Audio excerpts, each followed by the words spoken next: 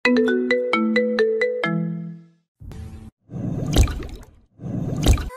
৩ মাস ধরে চাকরির পেছনে ঘুরছি, কিন্তু কোথাও চাকরি পেলাম না। আর পাবোই বা কী করে? আর আমার তো কোনো মামা খালু নেই। আর এত টাকা ঘুষ দিয়ে তো আমি আর চাকরিতে দিতে পারবো না। আমার বাবা মার এত সামর্থ্য নেই। মন খারাপ করে বসেছিলাম নদীর তীরে। সেই সময় দেখি আয়েশা আমার দিকে ছুটে আসছে। অভি, এই অভি, তোকে কত জায়গায় খুঁজে বেরিয়েছি, তুই কি জানিস কোথায় থাকিস? তুই বলতো, তাড়াতাড়ি বাড়ি চল, বড় আব্বুর শরীর ভীষণ খারাপ। কি বলছিস এসব? তাড়াতাড়ি চল। তারপর আমি আর আয়েশা বাড়ির দিকে রওনা দিলাম। বাড়ি গিয়ে দেখি আব্বু বিছানায় শুয়ে আছে। কি হয়েছে আব্বু তোমার? বাবা, আমার শরীরটা তো খুব খারাপ। ঘরে চাল ডাল কিছু নেই। কি রান্না করবে তোর মা? তুই প্লিজ বাবা একটু মনে না করলে রিক্সা নিয়ে একটু বের হবি। ঠিক আছে বাবা, তুমি চিন্তা করো না, আমি যাচ্ছি। আর আসার সময় দেখি তোমার জন্য ওষুধ নিয়ে আসবো। বাবা মাকে আসছি বলে আব্বু রিক্সাটা নিয়ে বের হলাম। আপনাদের পরিচয়টা দিয়ে দিই, আমি অভি ইসলাম আশিক, নিম্নবিত্ত পরিবারের ছেলে। অনার্স কমপ্লিট করেও চাকরি না পাওয়া একজন বেকার ছেলে। বাবা রিক্সাটা নিয়ে মোড়ে দাঁড়িয়ে আছে। এমন সময় দুইটা ছেলে আমার দিকে এগিয়ে এলো। তাদের আমি ঠিকই চিনতে পেরেছি, তারা আমাদের ক্লাসের সহপাঠী ছিল। এই যে মামা, চৌরাহাস যাবা? দোস্ত দেখ, এই ছোট লোক ছেলেটা না যে আমাদের সাথে পড়তো? এবার সাকিব আমার দিকে একটু ভালো করে লক্ষ্য করলো। এবার হয়তো চিনতে পেরেছে। হ্যাঁ, এই তো সেই ছোট লোক। কিরে, এত দূর পর্যন্ত পড়াশোনা করে শেষ অব্দি রিক্সা চালানো শুরু করলি? এই জন্যই বলি গরিবদের বেশি দূর পর্যন্ত পড়াশোনা করতে নেই। এতদিন তোর বাবা তোর উপরে যতগুলো টাকা খরচ করেছে সবগুলোই বৃথা গেল। আমি মুচকি হাসি দিয়ে তাদের প্রশ্নের জবাবে বললাম, ভাইয়া, বর্তমান যুগের অবস্থা কি জানেন? জানেন না, আর জানবেই বা কি করে? আমাদের মতো তো আর রোদে পুড়ে মাসের পর মাস ধৈর্য ধরে চাকরি খুঁজতে হয় না। আপনাদের টাকা আছে, আপনাদের লোক আছে। এখন যদি বলেন তো এক্ষুনি আপনার চাকরি কনফার্ম কেন জানেন? বর্তমান সময় মানুষ যোগ্যতা খুব কমই দেখে, এখন শুধু দেখে টাকা। যার কারণে আমি হয়তো হেরে গেছি। তা ভালোই বলতে শিখেছিস দেখছি। দেখেছিস আমাদের টাকার পাওয়ার, যখন খুশি যা খুশি তাই করতে পারে। কিন্তু তোরা পারিস না, কারণ তোদের কাছে টাকা পয়সা নাই। এই কথাটি বলেই সাকিব আর ইমন অট্টহাসিতে মেতে উঠল। আমি শুধু তাদের এই কথাটাই মনে মনে বললাম, এত অহংকার করে লাভ নেই, নিশ্চয়ই অহংকারের পতনের মূল। তারপর সাকিব আর ইমনকে চৌরাহাস নামিয়ে দিয়ে আবার আরেকটি ভাড়া নিয়ে আরেকটি গন্তব্যস্থলে গেলাম। এভাবেই দিনটা চলে গেল। প্রায় 500 টাকার মতো হয়েছে। তার বেশি আর পারলাম না। যাই হোক, সেই টাকাগুলো দিয়ে বাবার জন্য কিছু ঔষধ এবং কিছু মোটা চাল ডাল নিয়ে গেলাম। আমাদের মতো নিম্নবিত্ত মানুষদের জন্য মোটা চালই অনেক। আমাদের তো চিকন চাল কেনার সাধ্য নেই। বাবা, তোর কষ্ট হচ্ছে অনেক। কি বলছো বাবা? আমার কোনো সমস্যা হয়নি, বিশ্বাস করো। রিক্সা চালিয়ে যে তোমাদের মুখের হাসিটা দেখতে পারছি, এটাই বা কম কিসের বলো?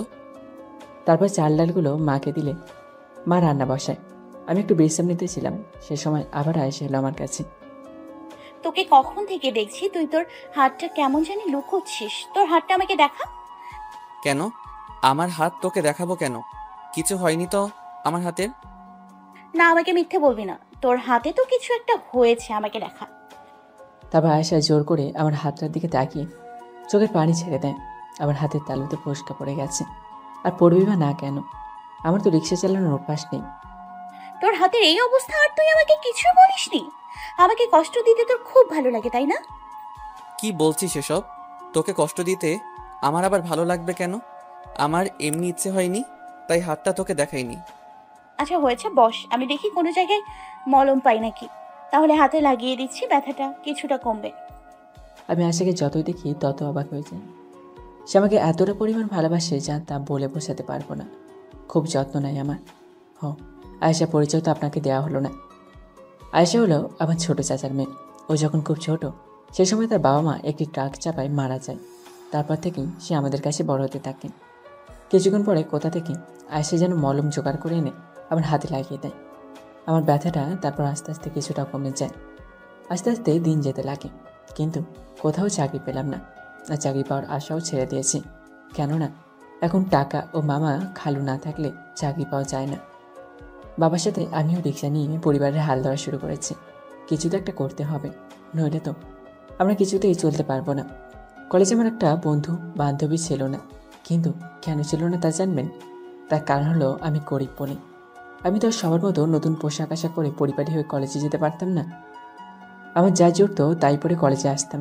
তার জন্য সবাই আমার থেকে দূরে থাকতো। সবাই আমাকে ছোট লোক, খ্যাত বলে অপমান করতো। কিন্তু এসব আমি কখনোই মাথায় নিইনি, কারণ আমি গরিব। আমাকে সব কথা শুনতে হবে তাদের কাছ থেকে। তাই বলে কি আমি মন খারাপ করে বসে থাকবো? যে করে হোক আমার স্বপ্নটা পূরণ করতেই হবে। আমার স্বপ্ন ছিল আমি অনেক বড় কিছু হব, কিন্তু বর্তমান দেশের যা অবস্থা, কোনো জায়গায় টিকতে পারিনি। সব কিছু ঠিক থাকলেও শুধু একটা জায়গায় এসে থেমে গেছি, সেটা হলো টাকা। নিজের স্বপ্নকে বিসর্জন দিয়ে চেয়েছিলাম শিল্প কারখানায় যোগ দেব, কিন্তু সেখানেও একই নিয়ম, সেটা হলো টাকা। তাই আর চাকরি হলো না। যখন আমার সাথে আমার ক্লাসের সহপাঠীতে দেখা হয় তখনই আমাকে অপমান করে। আমাকে সবসময় বলে রিক্সা চালক, ছোট লোক। এত পড়াশোনা করে শেষমেশ রিক্সা চালকই হলি, আরও নানা কিছু। তবে সেই সব কিছু আমলে নিয়ে আমার আর তো বসে থাকা চলবে না, আমাকে তো চলতে হবে। তাদের কথা সবসময় এক টুকরো মুচকি হাসির মাধ্যমে উড়িয়ে দিয়েছি। একদিন রিক্সা নিয়ে বাড়ি ফিরছিলাম, অনেক রাত হয়ে গেছে। আজকে হয়তো বাবা মা আর আয়েশা অনেক চিন্তা করছে আমি কেন এখনো বাড়িতে পৌঁছালাম না। আসলে একজনকে নিয়ে গেছিলাম অনেক দূর, তাই সেখান থেকে ফিরে আসতে রাত হয়ে গেল। বাড়ি ফেরার সময় আমার চোখের সামনে যা ঘটলো তা দেখার জন্য আমি মোটেই প্রস্তুত ছিলাম না। বাড়ি ফেরার সময় চোখের সামনে যা ঘটলো তা দেখার জন্য আমি মোটেও প্রস্তুত ছিলাম না। সামনে একটি প্রাইভেট কারের একটি গাছের সাথে নিয়ন্ত্রণ হারিয়ে ধাক্কা খায়। তারপর আমি দৌড়ে গিয়ে দেখি শুধু গাড়িতে একটি লোক ছাড়া আর কেউ নেই। তিনি গাড়িটা চালাচ্ছিলেন।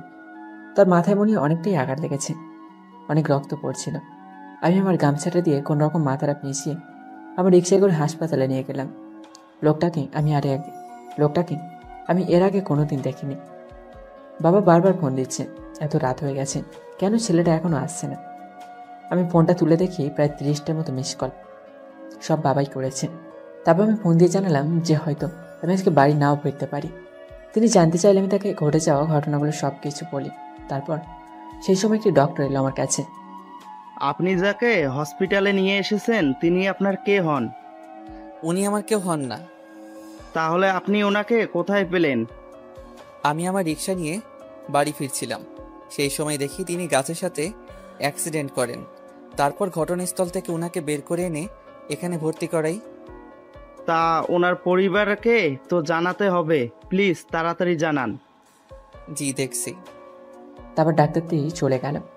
তারপর আমি ভাবতে লাগলাম, ওনার কাছে তো ফোন ছিল, তাহলে সেই ফোনটা নিশ্চয়ই গাড়িতে পড়ে আছে। তাই আমি আবার রিক্সা নিয়ে সেই স্থানে গেলাম। গিয়ে দেখি তার ফোনটা ভেঙে গুঁড়ো গুঁড়ো হয়ে গেছে। তারপর ওনার ফোনের সিমটা আমার ফোনে লাগিয়ে নিলাম। পরিবারের সবার নাম্বার সেভ করা ছিল, তাই আমার বেশি কষ্ট করতে হলো না। সেখানে ওয়াইফ নামে একটি নাম্বার সেভ করা ছিল, হয়তো না স্ত্রী হবে, তাই ফোনটাই দিলাম। আসসালামু আলাইকুম। ওয়ালাইকুম আসসালাম। আপনি কে? এটা তো আমার স্বামীর নাম। আপনি কোথায় পেলেন এই নাম্বার? জি আমি আপনার কাছে যে জন্য ফোন দিয়েছি, আপনি তাড়াতাড়ি এই হসপিটালে চলে আসুন, আপনার হাজবেন্ড অ্যাক্সিডেন্ট করেছে। তারপর ভদ্রমহিলাটি হাউমা করে কাঁদতে লাগলেন। দেখুন চিন্তা করবেন না, তেমন কিছু একটা হয়নি, আপনি তাড়াতাড়ি চলে আসুন। তারপর আমি আবার হাসপাতালে গেলাম। হসপিটালে গিয়ে শুনলাম ওনার নাকি রক্ত প্রয়োজন। যাক। আচ্ছা ডক্টর, তার রক্তের গ্রুপ কি? এ পজিটিভ। আল্লাহ যা করেন ভালোর জন্যই করেন। এখন আর রক্তের জন্য ছোটাছুটি করা লাগবে না, কারণ আমার রক্তের গ্রুপও এ পজিটিভ।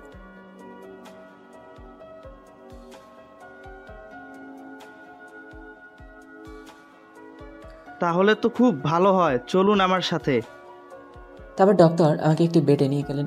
সেখানে আমার শরীর থেকে রক্ত নেওয়া হলো। অনেকক্ষণ ধরে রক্ত নেওয়ায় আমার শরীরটা কিছুটা দুর্বল হয়ে যায়, যার জন্য ডক্টর আমাকে রেস্ট নিতে বলেন। তারপর আমি ঘুমিয়ে পড়লাম। ঘুম থেকে উঠে দেখি সকাল হয়ে গেছে। এখনই চলে যাব। ঠিক সেই সময় মনে পড়ল ওই ভদ্রলোকটির কী অবস্থা, তা দেখে আসা উচিত। তারপর ওনার বেডে গিয়ে দেখি ওনার স্ত্রী ও সন্তান তার পাশে বসে আছে। তো এখন কেমন লাগছে তোমার? জি ম্যাম, আমার এখন একটু ভালো লাগছে। স্যারের জ্ঞান ফিরেছে কখন? এই তো ভোরবেলাতেই ওনার জ্ঞান ফিরেছে। তোমাকে কি বলে যে ধন্যবাদ দিব তা আমার জানা নেই। আল্লাহর কাছে লাখ লাখ শুক্রিয়া যে তোমার মতো ছেলে সেই সময় ওইখানে ছিল বলে আজ আমার স্বামীকে আমি জীবিত অবস্থায় দেখতে পাচ্ছি। এইসব বলে আমাকে ছোট করবেন না ম্যাম, মানুষ তো অবশ্যই মানুষের জন্যই, তাই না? তুমি একদম আমাদেরকে স্যার ম্যাডাম এসব বলে ডাকবে না। তুমি আমাদের আঙ্কেল আন্টি বলে ডাকতে পারো। না, কি যে বলেন আপনি, আমার এখনো এতটা যোগ্যতা হয়নি। স্যার ম্যাডাম এসব কিছুই ঠিক আছে, তাহলে আসি স্যার। সাহারা যা বলেছে তাই হবে। তুমি আমাদের স্যার ম্যাম এসব বলে ডাকবে না, তুমি আমাদের আঙ্কেল আন্টি বলেই ডাকবে। আর চলে যাচ্ছ মানে? তুমি কোথায় যাচ্ছ? তুমি আমার জীবন বাঁচালে, তোমাকে আমি এমনি এমনি ছেড়ে দেবো নাকি? আসলে আঙ্কেল, কালকে রাত্রে বাড়ি ফিরতে পারিনি, যার জন্য বাবা মা সবাই খুব দুশ্চিন্তায় আছে, তাই আমাকে তাড়াতাড়ি বাড়ি ফিরতে হবে। তা কোথায় থাকো তুমি? সামান্য কিছু দূরেই একটা বস্তি আছে, সেখানেই আমরা থাকি। বস্তিতে থাকো মানে? আমরা গরিব নিম্নবিত্ত, আমাদের বস্তি আসল ঠিকানা, আর আমরা সেখানেই থাকি। তোমার কথাবার্তা তো তোমাকে দেখে মনে হয় না তুমি বস্তির ছেলে। তারপর আমি মুচকে এসে আঙ্কেলের কথায় জবাব দিলাম। আমি গরিব ঘরের ছেলে হলেও অনেক কষ্ট করে অনার্স কমপ্লিট করেছি। পড়ালেখার দরুনে সবার সাথে শুদ্ধ ভাষায় কথা বলতে বলতে অভ্যাস হয়ে গেছে। তারপর আঙ্কেল আমার কথা শুনে অবাক হয়ে গেলেন। কি বললে তুমি? তুমি অনার্স কমপ্লিট করেছো? তাহলে তুমি রিক্সা চালাও কেন?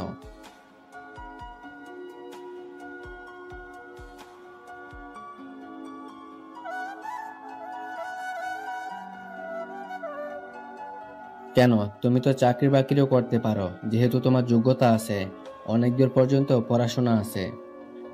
হাসালেন। আর চাকরি, আমি যে চাকরির চেষ্টা করিনি তা ভাবলে আপনি ভুল করবেন। আসলে বর্তমান দেশে চাকরি মেধা দিয়ে হয় না, চাকরি হয় টাকা দিয়ে। আর আমাদের তো আর সে সামর্থ্য নেই যে টাকা দিয়ে চাকরি নেব। কিছু উপায় না পেয়ে অবশেষে এই পথটাই ধরতে হয়েছে। তোমার কথা শুনে আমার খুব খারাপ লাগলো। তোমার কথাটা সত্যি, বর্তমান যুগে যোগ্যতা দিয়ে কোনো কিছু হয় না, যা হয় সবকিছু টাকা দিয়ে। আচ্ছা, আমি তোমাকে চাকরি দেব। আঙ্কেলের কথা শুনে আমার যেন হাতে চাঁদ পাওয়ার মতো অবস্থা। সত্যি বলছেন আপনি? আমাকে আপনি চাকরি দিবেন? বলুন, আপনার কি কাজ করতে হবে? তেমন কিছু না, আগে বলো তুমি কি আমাকে চেনো? এবার ওনার কথায় কিছুটা অবাক হলাম। কি করতে চাইছেন তিনি? না, এর আগে তো আপনাকে কোনোদিন দেখিনি। আচ্ছা, তাহলে আমার পরিচয়টা আজকে জেনে নাও। আমি এই আসনের এমপি। তোমার কাজ হলো তুমি সবসময় আমার সাথে থাকবে আর আমার সাথে কাজ করবে। বিশ্বাস করো, তুমি কোনোদিন ঠকবে না। তাহলে আপনি আমাকে রাজনীতি করতে বলছেন, তাই তো?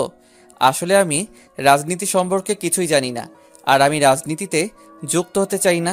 ধন্যবাদ আপনাকে। একবার ভালোভাবে ভেবে দেখো, তুমি তুমি কি চাও না এই দেশ থেকে দরিদ্রতা দূর করতে? তুমি তো দেখো তোমার আশেপাশের কত মানুষ গরিব, তারা না খেয়ে মারা যায়, তারা এক টুকরো রুটির আশায় পথ চেয়ে থাকে। তুমি কি চাও না তাদের মুখে অন্ন তুলে দিতে? তুমি কি চাও না আমাদের এদেশ থেকে ঘুষ, প্রতারণা, অর্থনৈতিক কাজ তুলে দিতে? তুমি কি চাও না যে তোমার মতো আরো অনেক গরিব ছেলে চাকরি না পেয়ে পথে ঘুরুক? না, আমি এসব কিছু চাই না। আমি চাই আমাদের এই দেশটাতে শুধু শান্তি প্রতিষ্ঠিত হোক। আমি চাই না কোনো মেধা, কোনো যোগ্যতা টাকার কাছে হেরে যাক। আমি চাই না এই দেশের গরিব না খেয়ে মরুক। আর আমি চাই না এই দেশের গরিব মানুষ, বিশেষ করে বৃদ্ধরা, যারা না খেয়ে অন্যের দুয়ারে দুয়ারে ঘুরে, তাদের মুখে আমি অন্ন তুলে দিতে চাই। কিন্তু আমার কাছে এই স্বপ্নটা দেখা অনেক সহজ, কিন্তু বাস্তবতা অনেক কঠিন, আকাশ পাতাল তফাৎ। এটা আমার স্বপ্ন হলেও আমার পূরণ করার সাধ্য নেই। শোনো, আমি তোমাকে এই স্বপ্ন পূরণ করার পথ দিতে পারি, কোনো অসৎ উপায়ে নয়, অবশ্যই সৎ উপায়ে। আর তুমি নিশ্চয়ই আশাদ চৌধুরীর নাম শুনেছ? হ্যাঁ, আমি শুনেছিলাম কোনো এলাকার নাকি এমপি। যথেষ্ট ভালো মানুষ উনি, অনেক শুনেছি ওনার ব্যাপারে। ওনার মতো সবাই হলে দেশটা আর এমন থাকতো না, কিন্তু চোখে দেখিনি কোনোদিন। যদি বলি আমি সেই ব্যক্তি, তাহলে তুমি কি বিশ্বাস করবে? এবার আমি ওনার কথায় কিছুটা অবাক হয়ে গেলাম। তাহলে কি আপনি সত্যি সেই আসাদ চৌধুরী? হ্যাঁ, তুমি ঠিকই ধরেছ, আমি সেই আশাদ চৌধুরী। তাহলে এবার আমার সাথে তোমার কাজ করতে কোনো আপত্তি নেই তো? তারপর কিছুক্ষণ ভাবলাম, ভাবার পরে কি মনে করে জানি তার কথায় সায় দিলাম। ঠিক আছে, আমি আপনার সাথে দেশের উন্নয়নের জন্য কাজ করতে রাজি আছি। দেশের গরিব মানুষদের জন্য, দেশের শিক্ষিত বেকার মানুষদের জন্য সুযোগ তৈরি করতে আপনার সাথে আমি রাজি আছি। তারপর আঙ্কেল আন্টিকে বিদায় জানিয়ে বাড়িতে চলে আসলাম। ঠিক আছে, আমি আপনার সাথে দেশের উন্নয়নের জন্য কাজ করতে রাজি আছি।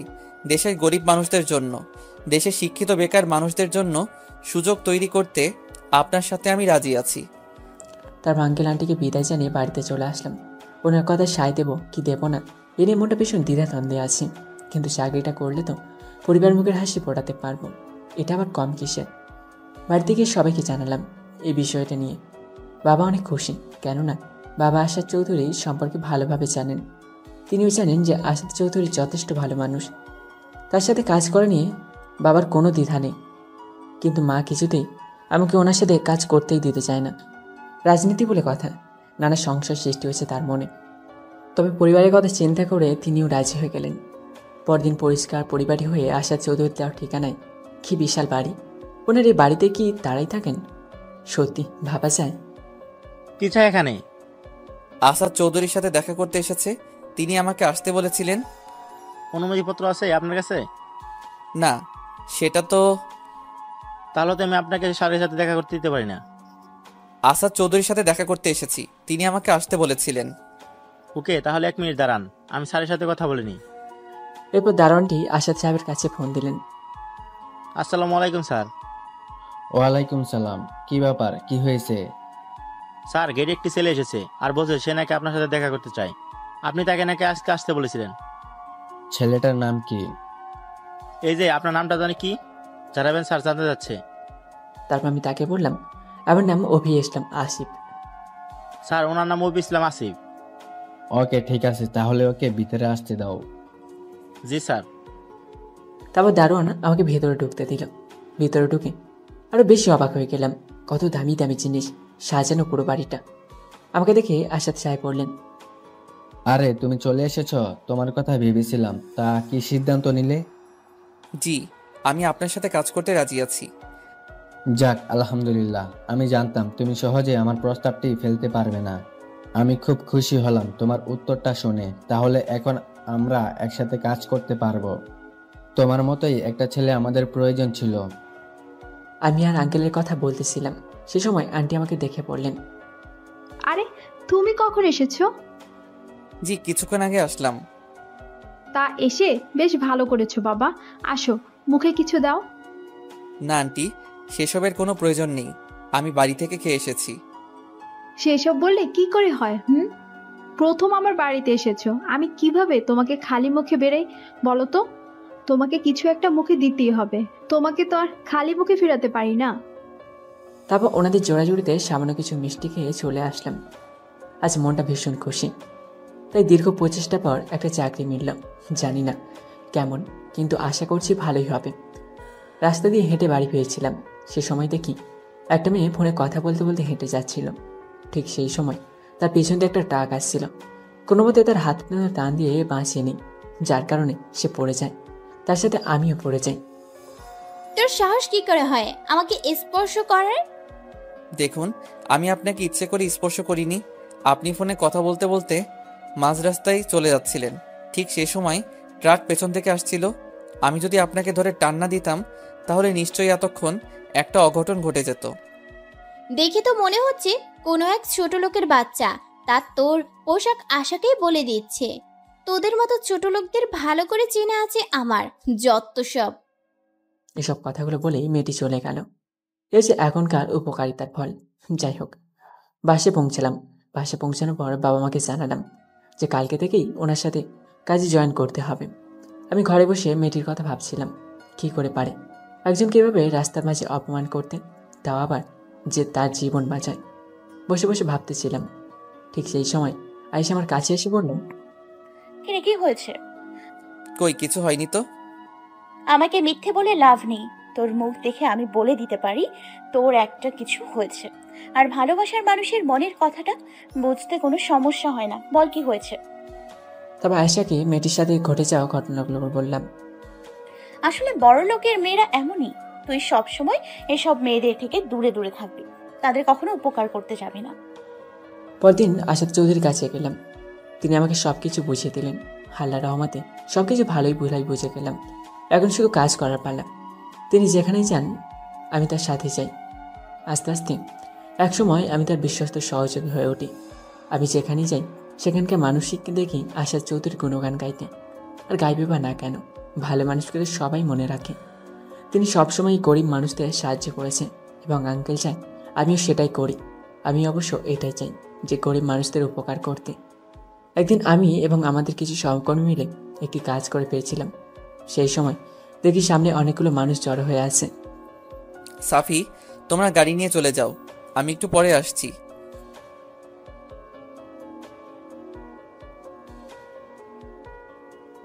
তোমাদের এত চিন্তা করতে হবে না, আমি কিছুক্ষণ পরে ঠিক আসছি, তোমরা যাও প্লিজ। তবে আমার সহকর্মীগুলো সবাই চলে গেল। আমি আস্তে আস্তে ভিড় ঠেলে ভিতরে যেতে লাগলাম। এদিকে একটা যুবক ছেলে অ্যাক্সিডেন্ট হয়ে পড়ে আছে। তার পাশে হয়তো উনি, ওর মা ও বোন কাঁদছে আর সাহায্য চাইছে, কিন্তু কেউ সাহায্য করছে না। সবাই দাঁড়িয়ে দাঁড়িয়ে দেখছে, কেউ কেউ ভিডিও করছে, আবার কেউ কেউ ফেসবুক লাইভে চলে গেছেন এসব নিয়ে। আমার ভীষণ রাগ উঠল। এসব দেখে আমরা কোন দেশে বসবাস করছি, কোন সময় বসবাস করছি, তাকে সাহায্য করার মতো কেউ নেই। সবাই শুধু তাকিয়ে তাকিয়ে দেখছে। না, এদের বলে সময় নষ্ট করে লাভ হবে না, আমাকে কিছু একটা করতে হবে। আমি ছেলেটিকে কোলে তুলে নিয়ে একটি সিএনজি রাখলাম, তারপর হাসপাতালে নিয়ে গেলাম। মা ও বোন কেঁদেই চলেছে। প্লিজ আপনারা কাঁদবেন না, আপনারা শান্ত হন। দেখুন, আপনার ছেলের কিছু হবে না, আল্লাহর রহমতে সব কিছু ঠিক হয়ে যাবে। ডক্টর, ছেলেটা কেমন আছে? ওর অবস্থা ভীষণ খারাপ, মাথায় ভীষণভাবে চোট পেয়েছে। আমাদের খুব শীঘ্রই অপারেশন করতে হবে, নইলে ছেলেটাকে হয়তো বাঁচাতে পারবো না। ডক্টরের কথাগুলো শুনে ছেলেটির মা ও বোন হাউমাউ করে কেঁদে দিল। বাবা, আমার ছেলে ছাড়া আমাদের দেখাশোনা করার কেউ নাই। সেই ছোটবেলা তার আব্বাই মারা যায়। আমার ছেলেরা ছাড়া আমাদের পৃথিবী অচল। দয়া করে আমার ছেলেটারে ভালো কইরা দেন। তা তো বুঝলাম, কিন্তু অপারেশন করাটা তো অনেক টাকার ব্যাপার। বাবা, আমি আপনার পা ধরতাছি, আপনি যে কইরেই হোক আমার ছেলেটারে ভালো কইরা দেন। দরকার হইলে সারা জীবন আমি আপনার বাড়িতে কাজের লোক হয়ে থাকবো। দেখুন আন্টি, হসপিটালটা তো আমার না যে সব কিছু আমার কথায় চলবে। তাদেরও তো একটা নিয়ম আছে। যদি আমার কিছু করার থাকতো তাহলে অবশ্যই করতাম। ডক্টর সাহেব, আপনি কোনো চিন্তা করবেন না, টাকার ব্যবস্থা আমি করব। আপনি যত তাড়াতাড়ি সম্ভব ওনার ছেলেটার অপারেশনের ব্যবস্থা করেন। ঠিক আছে, আপনি যখন বলেছেন তাই হবে। আমি তাহলে অপারেশনের জন্য সব কিছু রেডি করছি। তারপর ডক্টর চলে গেলেন। বাবা, তোমার আমি কি বলে যে ধন্যবাদ দিব তা আমার জানা নাই। তবে দোয়া করি আল্লাহ যেন সবসময় তোমারে, তোমার পরিবারের সবাইরে সব বিপদ আপদ থাইকা রক্ষা করেন। তোমরা সারা জীবন সুখী হও। তুমি যেন সব সময় এমন কইরা গরিবদের পাশে দাঁড়াইতে পারো। ধন্যবাদ আপনাকে। আশা করি আল্লাহ আপনার কথাগুলো যেন রাখে। তারপর তাদেরকে আমি সেখানে রেখে চলে আসলাম আঙ্কেলের কাছে। আঙ্কেল, আপনার সাথে কিছু কথা ছিল। হ্যাঁ বলো, কি বলবে? আঙ্কেল, আমার এই মুহূর্তে কিছু টাকা খুবই প্রয়োজন, যদি দিতেন তো খুব খুশি হতাম। হ্যাঁ, তা নিতেই পারো, কিন্তু কি করবে সেটা কি জানতে পারি? আসলে আঙ্কেল, আসার সময় দেখলাম একটা গরিব ছেলে অ্যাক্সিডেন্ট করেছে। তাকে হসপিটালে নিয়ে গিয়েছিলাম, কিন্তু সেখানে ডক্টর বলল তারা নাকি মাথায় ভীষণভাবে আঘাত পেয়েছে, যার জন্য অপারেশন করা প্রয়োজন। কিন্তু তার পরিবার অনেক গরিব, তারা কিছুতেই অপারেশনের টাকা জোগাড় করতে পারবে না। তাই আমি ডক্টরকে বলে এসেছি আপনি অপারেশন করুন, আমি টাকার ব্যবস্থা করছি। কিন্তু আমার কাছে তো বর্তমানে টাকা নেই। আপনি যদি কিছু দিতেন, আস্তে আস্তে না হয় পরে বেতন থেকে কেটে নিতেন। আরে পাগল ছেলের কথা শোনো, তোমাকে আমি টাকা দেব, সেটা আবার বেতন থেকে কাটার কি আছে? কত টাকা লাগবে বলো, আমি ম্যানেজারকে বলছি দিয়ে দিতে। এই লোকটিকে যতই দেখছি ততই অবাক হচ্ছি। আল্লাহকে এনাকে কী দিয়ে করেছেন একমাত্র আল্লাহ জানেন। সত্যি বর্তমান যুগে এমন মানুষ পাওয়া সত্যি বিরল। আঙ্কেল, প্রায় 50,000 টাকার মতো লাগবে। তারপর আঙ্কেল সব কিছু ম্যানেজারকে বলে দিলেন। ম্যানেজার আমার হাতে 50,000 টাকা তুলে দিল। আমি সময় নষ্ট না করে তাতেই চলে গেলাম হাসপাতালে। খালাম্মা, আপনি চিন্তা করবেন না, আমি টাকার ব্যবস্থা করে ফেলেছি। ডক্টর কি কিছু বলেছে? না বাবা, ডাক্তার বাবুরা অপারেশন করতেছে, এখনো বাহির হয় নাই। ঠিক আছে, আপনারা এখানে থাকুন, আমি টাকাগুলো চেম্বারে দিয়ে আসি। তারপর সব কিছু হিসাব নিকাশ করে সব ধরনের নিয়মকানুন মেনে চলে আসলাম। কিছুক্ষণ পরে অপারেশন থিয়েটার থেকে ডক্টর বের হলেন। ওনার অপারেশন হয়ে গেছে, এখন শুধু জ্ঞান ফেরার অপেক্ষায়, তারপর সব কিছু জানা যাবে। বাবা, আমরা কি আমার ছেলের কাছে যাইতে পারি? জি, যেতে পারেন, তবে কোনো কথা বলা চলবে না, তার সামনে চুপচাপ থাকতে হবে। তারপর ছেলেটিকে অপারেশন থিয়েটারে থেকে বেডে নিয়ে যাওয়া হয়। সেখান থেকে রেস্ট নিতে দেওয়া হয়। অনেক রাত হয়ে গেছে, বাড়ি যেতে হবে, নইলে আবারও বাবা মা দুশ্চিন্তা করবে। কিন্তু এদের তো এভাবে রেখে চলে যেতে পারি না। সকাল থেকে তো মনে হয় কিছুই খাইনি। ইস, কতটা বোকা আমি, ওনারা না খেয়ে আছেন সেই বিষয়ে আমি কিছুই ভাবিনি। আর দেরি না করে বাইরে থেকে কিছু ফলমূল আর খাবার নিয়ে এলাম। খালাম্মা, আপনারা তো সকাল থেকে কিছু খাননি, এই নিন আপনাদের জন্য খাবার নিয়ে এসেছি, আপনারা খেয়ে নিন। বাবা, তুমি আমাদের জন্য এত কিছু করলা, তার জন্য আমি অনেক ঋণী তোমার কাছে, কিন্তু আবার এই খাবারগুলা কেন আনতে গেলা? খালাম্মা, আপনারা সকাল থেকে না খেয়ে আছেন, এখান থেকে তো আপনারা কোথাও যাননি, তাই ভাবলাম এখানে তো আপনাদের আর কেউ খাবার দিয়ে যাবে না, তাই আপনাদের জন্য খাবার নিয়ে এসেছি। আমাকে আরেকটা ছেলে মনে করে এই খাবারগুলো খেয়ে নিন প্লিজ। তবে ছেলেটির বোন আমাকে জড়িয়ে ধরল।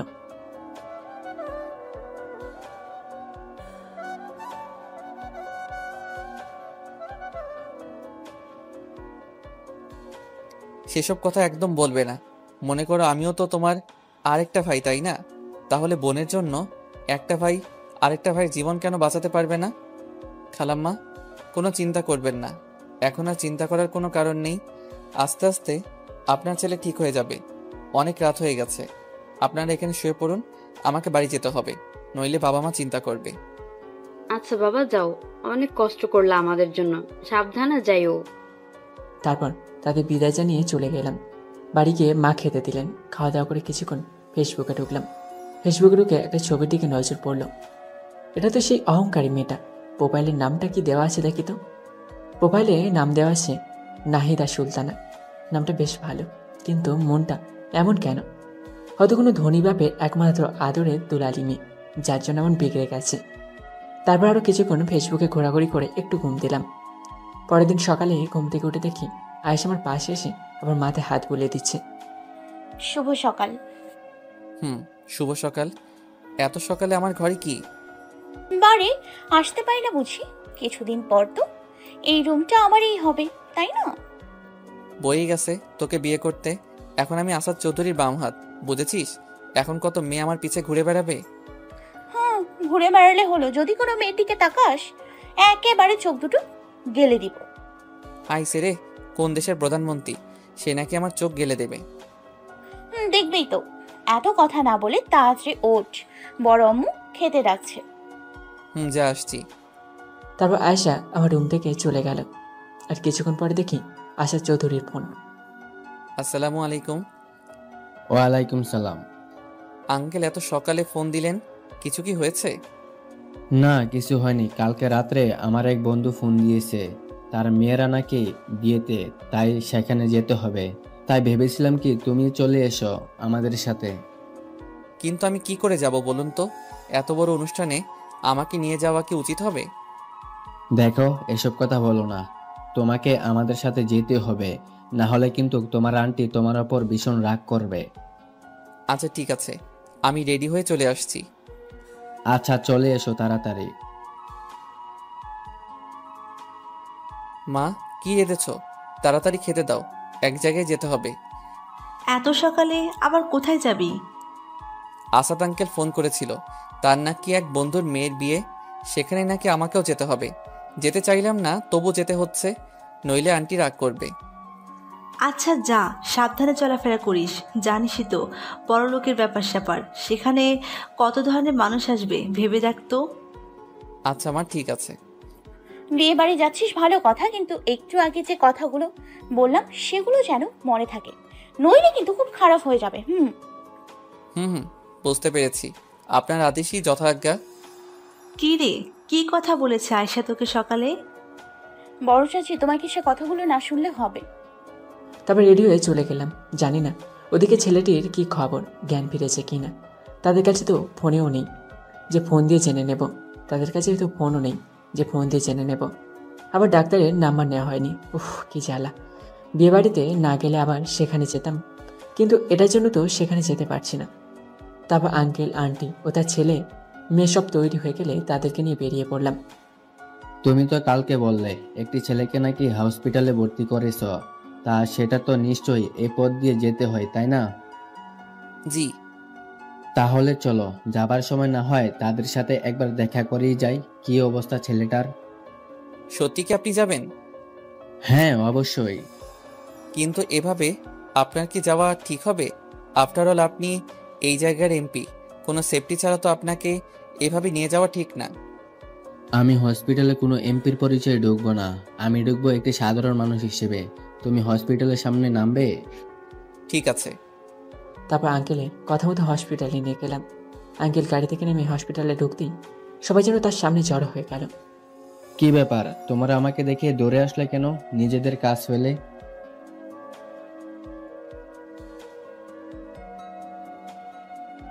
না না, কোনো সমস্যা হয়নি, আমরা এখানে এসেছি একজনকে দেখতে। সবাই তখন অবাক হয়ে একে অপরের দিকে তাকাচ্ছে। কে সেই লোক যার জন্য এমপি সাহেব এখানে তাকে দেখে চলে এসেছেন?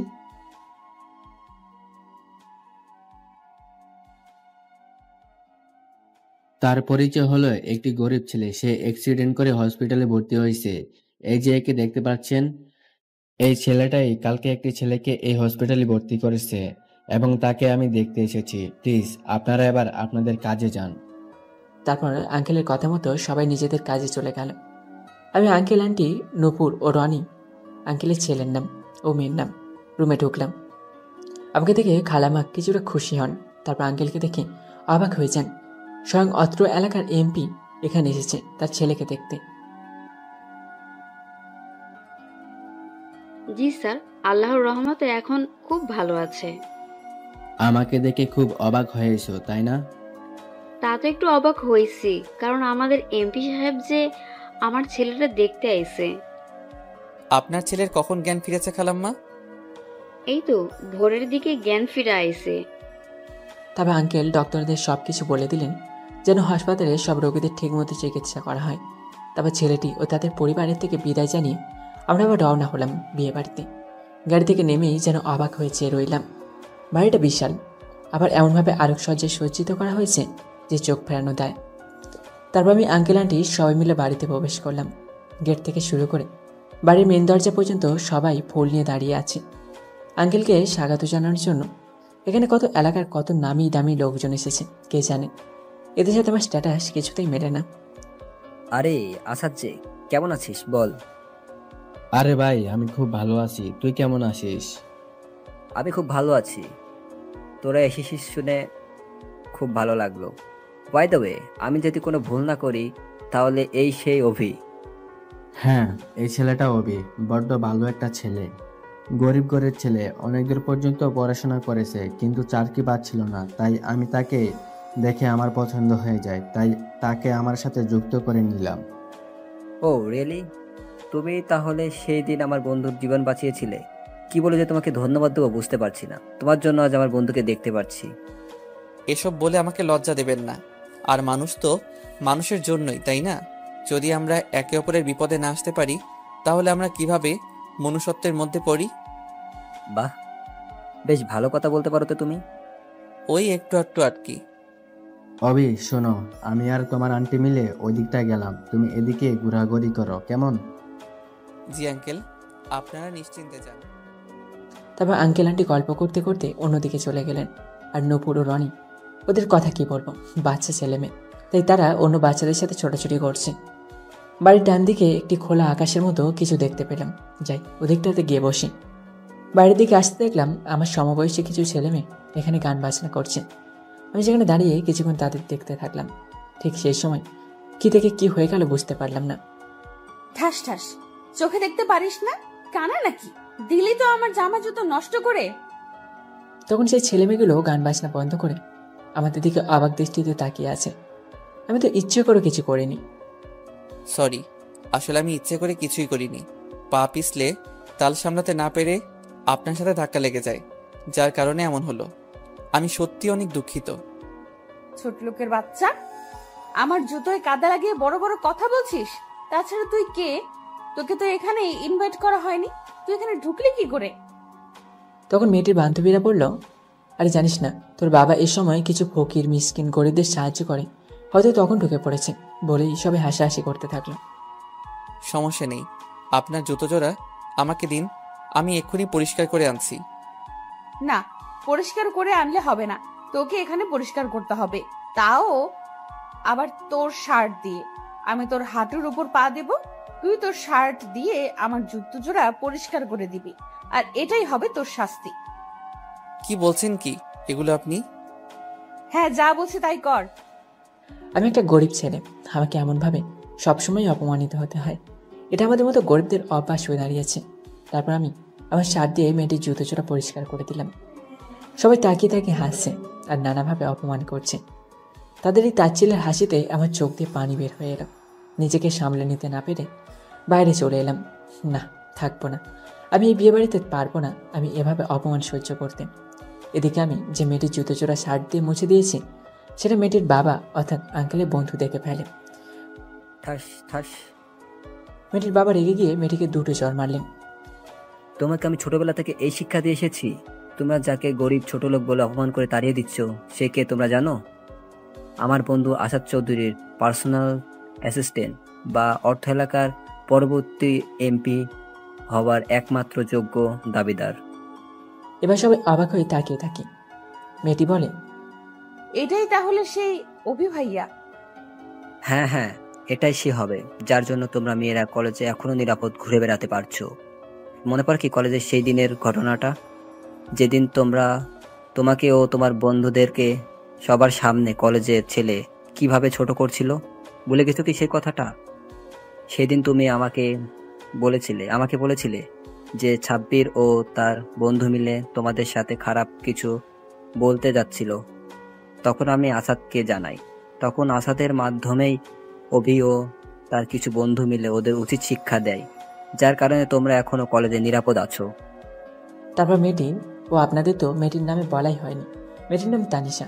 তখন তানিশা কেঁদে কেঁদে তার বাবাকে বলল, বাবা, আমি বিরাট বড় ভুল করে ফেলেছি, অভি ভাইয়াকে এভাবে অপমান করে, প্লিজ তুমি ক্ষমা করে দাও। আমার কাছ থেকে ক্ষমা চাই কি লাভ? যাকে অপমান করেছো তার কাছ থেকে গিয়ে ক্ষমা চাও, সে যদি ক্ষমা করে দেয় তাহলে আমার কাছ থেকেও ক্ষমা পাবে। তারপর তানিশা আমাকে খুঁজতে লাগলো, পুরো বাড়িটা ভালোভাবে খুঁজে দেখল, কিন্তু আমাকে কোথাও পেল না। বাবা বাবা, আমি তো তাকে পাচ্ছি না, প্লিজ তার কাছে আমাকে নিয়ে যাও। তাকে পাবে কি করে? সে তো চলে গেছে। তাহলে তুমি একটা কাজ করো, আসাদ আঙ্কেলের সাথে তাদের বাড়িতে চলে যাও, সেখানে হয়তো তাকে পাবে। ঠিক আছে বাবা, আমি আজই আসাদ আঙ্কেলের সাথে তার বাড়ি যাব। তবে বিয়ে বাড়ির অনুষ্ঠান শেষ করে সেদিনই তানিশা আঙ্কেল আন্টির সাথে তাদের বাড়ি চলে আসে। আঙ্কেল অবশ্যই ব্যাপারে আমাকে ফোনে সবকিছু জানিয়েছিল যে তানিশা নাকি তাদের সাথেই আসছে। তখন তেমনটা আমলে নিলাম না, সে আসলে আমার কি। কিন্তু সকালে ঘুম থেকে ওঠার পর যেন ভূত দেখার মতো চমকে গেলাম। আপনি এখানে? আপনার ঠিকানা খুঁজতে খুঁজতে এখানে চলে আসলাম। চলে আসলেন মানে?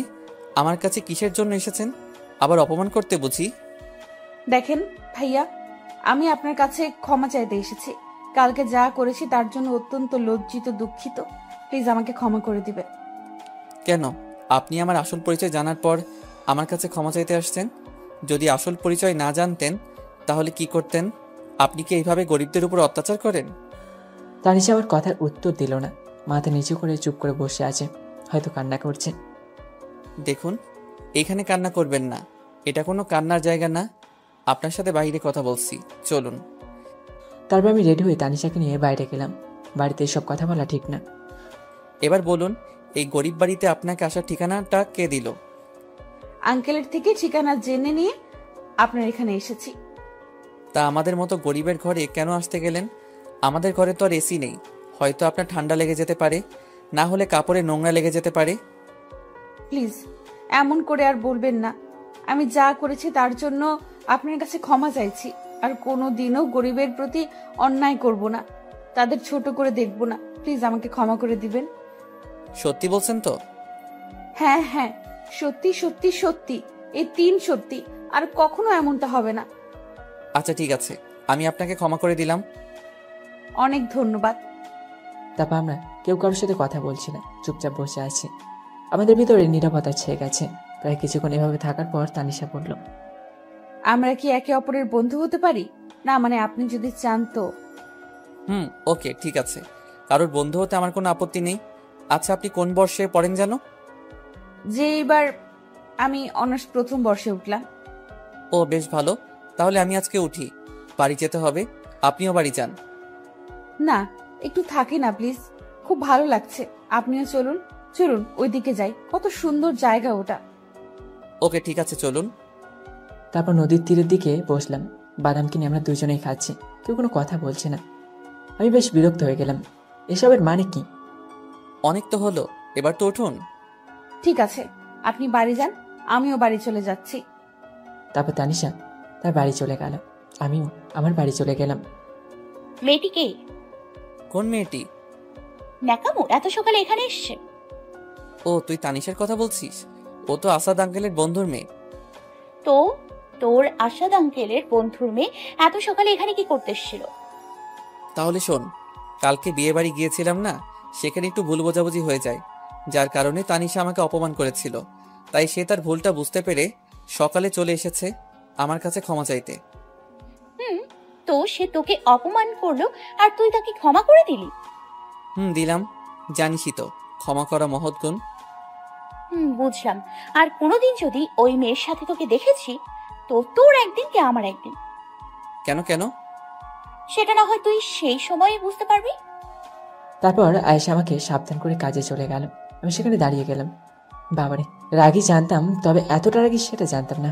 যাকে খাওয়া দাওয়া করে রেডি হয়ে আঙ্কেলের কাছে গেলাম। আরে অভিজি, কি খবর তোমার? এই তো আঙ্কেল, খুব ভালো। যাক, এসেছো যখন, ঠিক সময় চলে এসেছো। আসো, বসো, আমাদের সাথে নাস্তা করো।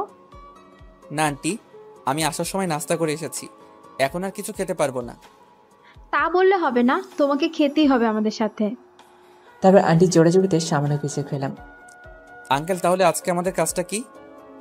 আজকে আপনার কোনো কাজ টাজ নেই, যা কাজ আছে তারা শুধু আমার সাথে। আজকে আপনার কাজ হবে সারাদিন আমার সাথে ঘুরোঘুরি করা। কি বললেন আপনি? আমি আমার কাজ ফেলে আপনার সাথে ঘোরাঘুরি করব? অসম্ভব। আগে কাজ, তারপরে অন্য কিছু। আঙ্কেল প্লিজ বলুন না ওকে আজকে আমার সাথে ঘুরতে যেতে। অনেকেই তো কাজ করে, আজকে না হয় আমার সাথে ঘুরোঘুরি করুক। Please uncle, please please please. আচ্ছা ঠিক আছে অভি, আজকে তিশা মামুনিকে নিয়ে তুমি সারাদিন ঘুরে বেড়াবে। আজ তোমার ছুটি। কিন্তু আঙ্কেল, কাজ পেলে কিভাবে আমি ওনার সাথে ঘুরবো? যা কাজ আছে সবাই মিলে সামলে নেবে, তুমি যাও। ইয়াদ করার আঙ্কেলের কথা মতো তানিশাকে নিয়ে ঘুরতে বের হলাম। আমি আর তানিশা একটা রিক্সায় চড়লাম। আরে আপনিও তো চেপে বসেছেন কেন? এদিকে সরে এসে বসুন, নইলে তো পড়ে যাবেন। না, ঠিক আছে। কিছু দূর যেতে রিক্সার চাকা একটি ভাঙা জায়গায় পরে তাল সামলাতে না পেরে পড়ে যায় অবস্থা। ঠিক সে সময় তানিশা আমার হাত ধরে টান মারে। কি বলেছিলাম আপনাকে? আপনি তো কোনো কথাই শোনেন না। দেখলেন তো কি হতে যাচ্ছিল, যত সব। আচ্ছা আচ্ছা, ঠিক আছে, রাগ করার কিছু নেই। আমি চেপে বসেছি, এবার খুশি? খুব খুশি। তারপর রিক্সা দিয়ে আমরা গড়াই নদীর তীরের দিকে চড়লাম। এখানে সকাল ও বিকেল বেশ মানুষের আনাগোনা দেখা যায়। খুব ভালো লাগে সেই সময়। কি মনোরম আবহাওয়া, মনটা যেন শান্ত করে তুলেছে। আমি আর তানিশা দুজনে পাশাপাশি হাঁটছি। তানিশার চুলগুলো বাতাসে সে আমার মুখে বাড়ি দিচ্ছে। কিছুটা অস্বস্তি ফিল হচ্ছে, সেটা বুঝতে পেরে তানিশা তার চুলগুলো ঠিক করে একটু ফাঁকা হয়ে দাঁড়ালো। আচ্ছা, একটা কথা বলবো? জি বলুন। আপনি কি কাউকে ভালোবাসেন? ভালোবাসি কিনা জানি না, কিন্তু একজনকে বেশ ভালো লাগে। আচ্ছা, তাই নাকি? তা কে সে? একদিনে এত কিছু জেনে নিবেন? এখন আমাদের বন্ধুত্বের পথ চলা অনেকটা বাকি, আস্তে আস্তে না হয় জেনে নিন। আচ্ছা ঠিক আছে, এখন বলতে না চাইলে জোর করব না। চলুন ওদিকটায় যাই, কেমন সুন্দর বাতাস বইছে। ঠিক আছে, চলুন। তারপর তানিশা দৌড়ে সেই জায়গায় চলে গেল। সে দুই হাত প্রসারিত করে যেন প্রকৃতির মনোরম আবহাওয়াটা নিজের মধ্যে ধরে নিচ্ছে। আসুন কয়েকটা ছবি তুলে ফেলি। ছবি তুলবো আমি? হ্যাঁ, আপনি তুলবেন তো কি হয়েছে? না মানে আমি ভালো ছবি তুলতে পারি না, আমার ছবি তোলা দেখলে আপনার রাগ উঠে যাবে। হোক খারাপ, তবুও ছবি তুলে দেন না প্লিজ। তার মানে আপনি আমার থেকে ছবি তুলে নিবেনই? হ্যাঁ। তারপর তানিশা ইচ্ছে মতো কয়েকটা স্টাইল দিল, আমি তার ছবি তুলে নিলাম। ইউ চিটার শয়তান, মিথ্যা কথা বলা হচ্ছিল। কি বলেছিলেন আপনি? ছবি তুলতে পারেন না? তাহলে এগুলো কি বদমাইশ? এগুলোকে ছবি বলে? ইয়াক থু। এই দেখুন, আমার ছবিটা কিন্তু অপমান করবেন না বলে দিলাম। আর ধন্যবাদ এত সুন্দর করে ছবি তুলে দেওয়ার জন্য। আসুন আরো কয়েকটা ছবি তুলবো। এবার আমি আর আপনি একসাথে থাকবো। এই না না, এবার কিন্তু বেশি বেশি হয়ে যাচ্ছে, প্লিজ। আমি যখন আপনার সাথে এসেছি তো আপনার সাথে ছবি তুলবো তুলবো তুলবো।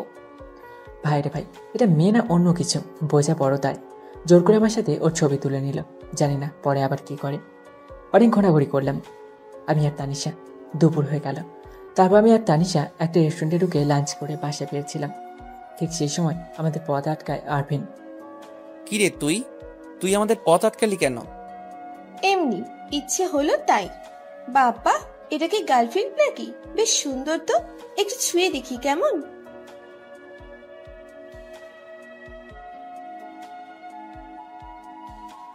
দেখ আরভিন, এটা কিন্তু রাস্তা, আর আমি চাই না এখানে কোনো প্রকার মারামারি হোক। তো সাবধান করে দিলাম, পরের বার যেন এমন ভুল আর কখনো না করা হয়। রাস্তা হয়েছে তো কি হয়েছে? এমন সুন্দরী মেয়ের শরীরটা স্পর্শ করার অধিকার কি আমার নেই? আহ, যদি তোমাকে এক রাতের জন্য আমার কাছে পেতাম তাহলে দিল খুশ হয়ে যেত। এবার আমার মাথায় রাগ চেপে গেল, আর আমি যখন রেগে যাই তো নিজেকে কন্ট্রোল করতে পারি না।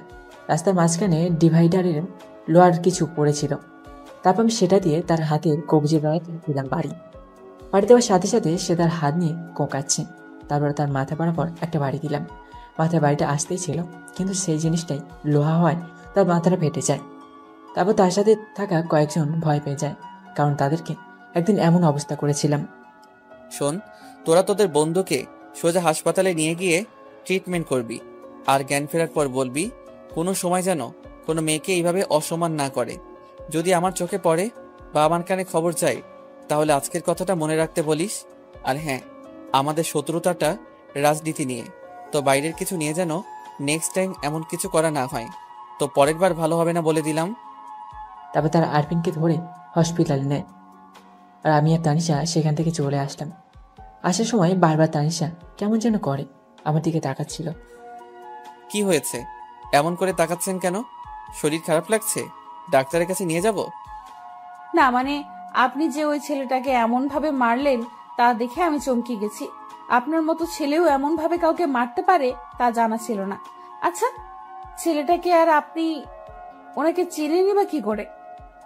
ছেলেটা হলো আমাদের পাশের এলাকার একজন এমপির ছেলে, সাবেক এমপি বলতে পারেন, কেননা আঙ্কেল ক্ষমতায় যাওয়ার আগে তার বাবাই এলাকার এমপি ছিলেন, কিন্তু তিনি কখনো এলাকার উন্নতি করেননি, যার জন্য পরবর্তী ইলেকশনে আঙ্কেল বিজয় লাভ করে তারপর তিনি এলাকার এমপি হয়ে যায়। তারপর থেকেই উনার আর উনার ছেলের আঙ্কেলের প্রতি রাগ সৃষ্টি হয়, আর এই কারণেই ছেলেটির সাথে আমার মাঝে দ্বন্দ্ব সৃষ্টি হয়েছে, আর এভাবে তাকে আমি চিনি। বিশেষ দ্রষ্টব্য, গল্পতে যে মন্ত্রী প্রধানমন্ত্রীর নাম নেওয়া হবে তার সাথে বাস্তবের কোনো মিল নেই। এই নামগুলো শুধু গল্পের জন্য ব্যবহৃত। আমি আর তানিশা বাসায় গেলাম আঙ্কেলের ওখানে। গিয়ে দেখি রনি টিভি দেখছে। রনি, কি করো? এই তো ভাইয়া মোটু পাতলো দেখি। হ্যাঁ, তোমাদের কাজ তো সারাদিন মোটু পাত্র দেখা। দেখি রিমোটটা 1 মিনিটের জন্য। তারপর রনি আমাকে রিমোটটা দিলে আমি একটু চ্যানেল ঘোরাঘুরি করছিলাম। ঠিক সেই সময় একটা চ্যানেলে চোখ আটকে যায়। নিজে হেডলাইনে রাখা, এইমাত্র পাওয়া কুষ্টিয়া 01 আসনের এমপি পিএর হাতে কুষ্টিয়া 01 আসনের সাবেক এমপির ছেলে আহত। আরে অভি, এটা তুমি কি করছো? কেন আঙ্কেল, আমি কি কোনো ভুল করেছি? সঠিক নাকি ভুল সেটা বুঝতে পারছি না, কিন্তু যেটা তুমি করেছো সেটা কিন্তু অন্যায়। আঙ্কেল, আমি কি করতাম বলুন? সে যেভাবে তানিশাকে অপমান করেছিল, নোংরা কথা বলেছিল, তার জন্য আমি চুপ থাকতে পারিনি। রাগের বশে তাকে এমনটা করেছি। আচ্ছা, যা হওয়ার হয়েছে সেটা নিয়ে মাথা ঘামিয়ে লাভ নেই। তা বাসা পৌঁছে দিয়ে আসার জন্য ড্রাইভার পাঠাবো, যদি আবার রাস্তায় কোনো কিছু হয়। না আঙ্কেল, তার কোনো দরকার নেই, চিন্তা করবেন না, তেমন কিছু হবে না। আমি তাহলে আজকে আসি আঙ্কেল। আচ্ছা, তো ভালোভাবে যেও।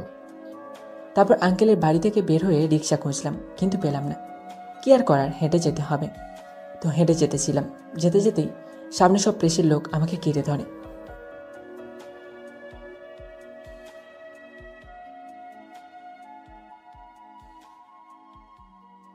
স্যার স্যার, আপনার সাথে কি তার সাথে কোনো ব্যক্তিগত শত্রুতা ছিল যার জন্য আপনাদের মধ্যে ঝামেলা লাগে? স্যার চুপ করে থাকবে না, প্লিজ বলুন। আপনার সাথে নাকি একজন মেয়ে ছিল যার জন্য নাকি ঝামেলাটা হয়েছে? প্লিজ আমাদের বলুন। দেখুন, এগুলো আমার ব্যক্তিগত কারণ, সেগুলো আপনাদের বলতে বাধ্য নই আমি। প্লিজ আপনারা এখন যান।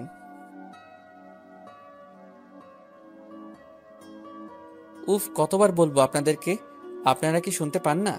আচ্ছা একটা কথা বলুন তো, আপনাদের সামনে আপনাদের স্ত্রী, মা, বোন, বান্ধবী বা আত্মীয় কেউ, মোট কথা হলো কোনো মেয়েকে যদি আপনাদের সামনে অপমান করা হয়, তাকে খারাপভাবে অপমান করা হয়, তার শরীরে হাত দেওয়া হয়, তাহলে ভেবে দেখুন তো আপনি ভাই, স্বামী, ছেলে অথবা বন্ধু হিসেবে আপনি কি করবেন? তারা কিছুক্ষণ নিশ্চুপভাবে ভাবনা চিন্তা করতে লাগলো। কি হলো বলুন, আপনারা কি চাইবেন আপনার সামনে আপনার স্ত্রী, বোন, মা অথবা কোনো মেয়ে অপমানিত হোক? অনেকেই আছে চাইবে না, আবার অনেকেই আছে চাইবে। তো আপনি যদি একজন দায়িত্বশীল ছেলে, ভাই, বন্ধু অথবা স্বামী হন, তাহলে আপনাদের কি করা উচিত তা আপনারা নিশ্চয়ই বুঝতে পেরেছেন। আশা করি আপনাদের আর কোনো প্রশ্ন নেই।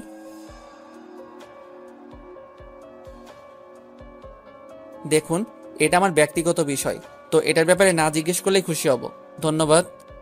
তারপর আমি সেখান থেকে বাড়ির দিকে আবার রওনা হলাম।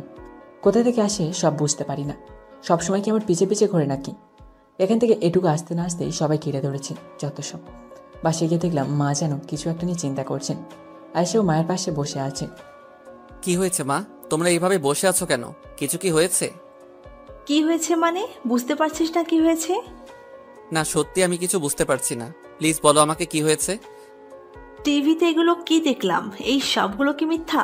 তুই নাকি একটা ছেলেকে মেরে হাসপাতালে পাঠিয়েছিস, কেন করেছিস এসব? তাহলে এই ব্যাপার? আচ্ছা শোনো। তারপর আমি মাকে সবকিছু খুলে বললাম। এই হলো আসল ঘটনা। তো এবার বলো, আমি কি খারাপ কিছু করেছি? আহা মা, তুমি কোনো চিন্তা করো না। হ্যাঁ, আমি বুঝতে পারলাম তুই কোনো খারাপ কাজ করিসনি, তবু আমার কেমন জানি ভয় হচ্ছে তারা যদি তোর কোনো ক্ষতি করে দেয়। আহা মা, তুমি কোনো চিন্তা করো না তো, দেখবে আল্লাহর রহমতে কেউ কিছু করতে পারবে না আমার। আচ্ছা ঠিক আছে, আমি আর চিন্তা করব না, তো আয় খেয়ে নে। তারপর আমি খেতে দিলাম। আমি খেয়ে দিয়ে বিশ্রাম নিলাম। সারাদিন ওই মেয়েটার সাথে ঘুরে বেড়াতে বেড়াতে আমার অবস্থাই খারাপ হয়ে গেছে। আমি বসে মোবাইল টিপছিলাম, ঠিক সেই সময় এলো আমার রুমে। এসে আমার পাশে বসলো, কোনো কথা বলছে না, চুপটি করে বসে আছে।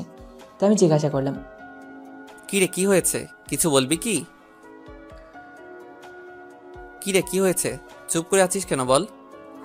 অভি, তোকে আমি কিছু প্রশ্ন করব, তুই ঠিকঠাক সোজাসুজি প্রশ্নের উত্তর দিবি, মজা করবি না বলে দিলাম। না, কি করবো বুঝতে পারছি না। আজকে তো মনে হয় খুব সিরিয়াস মুডে আছে। আচ্ছা অভি, তুই সত্যি করে বলতো, তুই কি আমাকে ভালোবাসিস? তোকে ভালোবাসবো না তো কাকে ভালোবাসবো? তোকে তো সেই ছোট থেকে ভালোবেসে আসছি, এখনো ভালোবাসি। দেখ অভি, এবার কিন্তু আমার রাগ উঠে যাচ্ছে। তোকে সিরিয়াসলি উত্তর দিতে বলেছি, কোনো মজার ছলে না। আয়েশা, তোর কি হয়েছে বলতো? আজকে হঠাৎ এমন প্রশ্ন করছিস? আমি যা বললাম আগে সেটা সঠিক উত্তর দে। তুই আমাকে ভালোবাসিস কিনা সেটা আগে বল। শুনতে চাস তাহলে আমি তোকে ভালোবাসি কিনা? তাহলে শোন, আমি তোকে অনেক ভালোবাসি, নিজের থেকেও বেশি। মনে আছে একবার ছোটবেলায় আমার জ্বর হয়েছিল, তুই আমার জন্য কি না করেছিস। তখন থেকেই তোকে আমার এই মনের আসনে জায়গা দিয়ে দিয়েছিলে। তখন থেকে আমি ভেবে নিয়েছিলাম তোকে কখনো আমার থেকে দূরে কোথাও যেতে দেব না। সবসময় আমি এই আমার হৃদয়ের মধ্যে তোকে রেখে দিব। এবং দেখ, তুই এখানে আমার সেই ছোট্টবেলা থেকে এখনো আছিস। আমি তোকে ছাড়া কিভাবে থাকবো বল? ভালোবাসি, বড্ড ভালোবাসি যে তোকে। আমার কথাগুলো শুনে আয়েশার চোখ দুটো পানিতে চিকচিক করতে লাগলো। সে হঠাৎ আমাকে শক্ত করে জড়িয়ে ধরলো।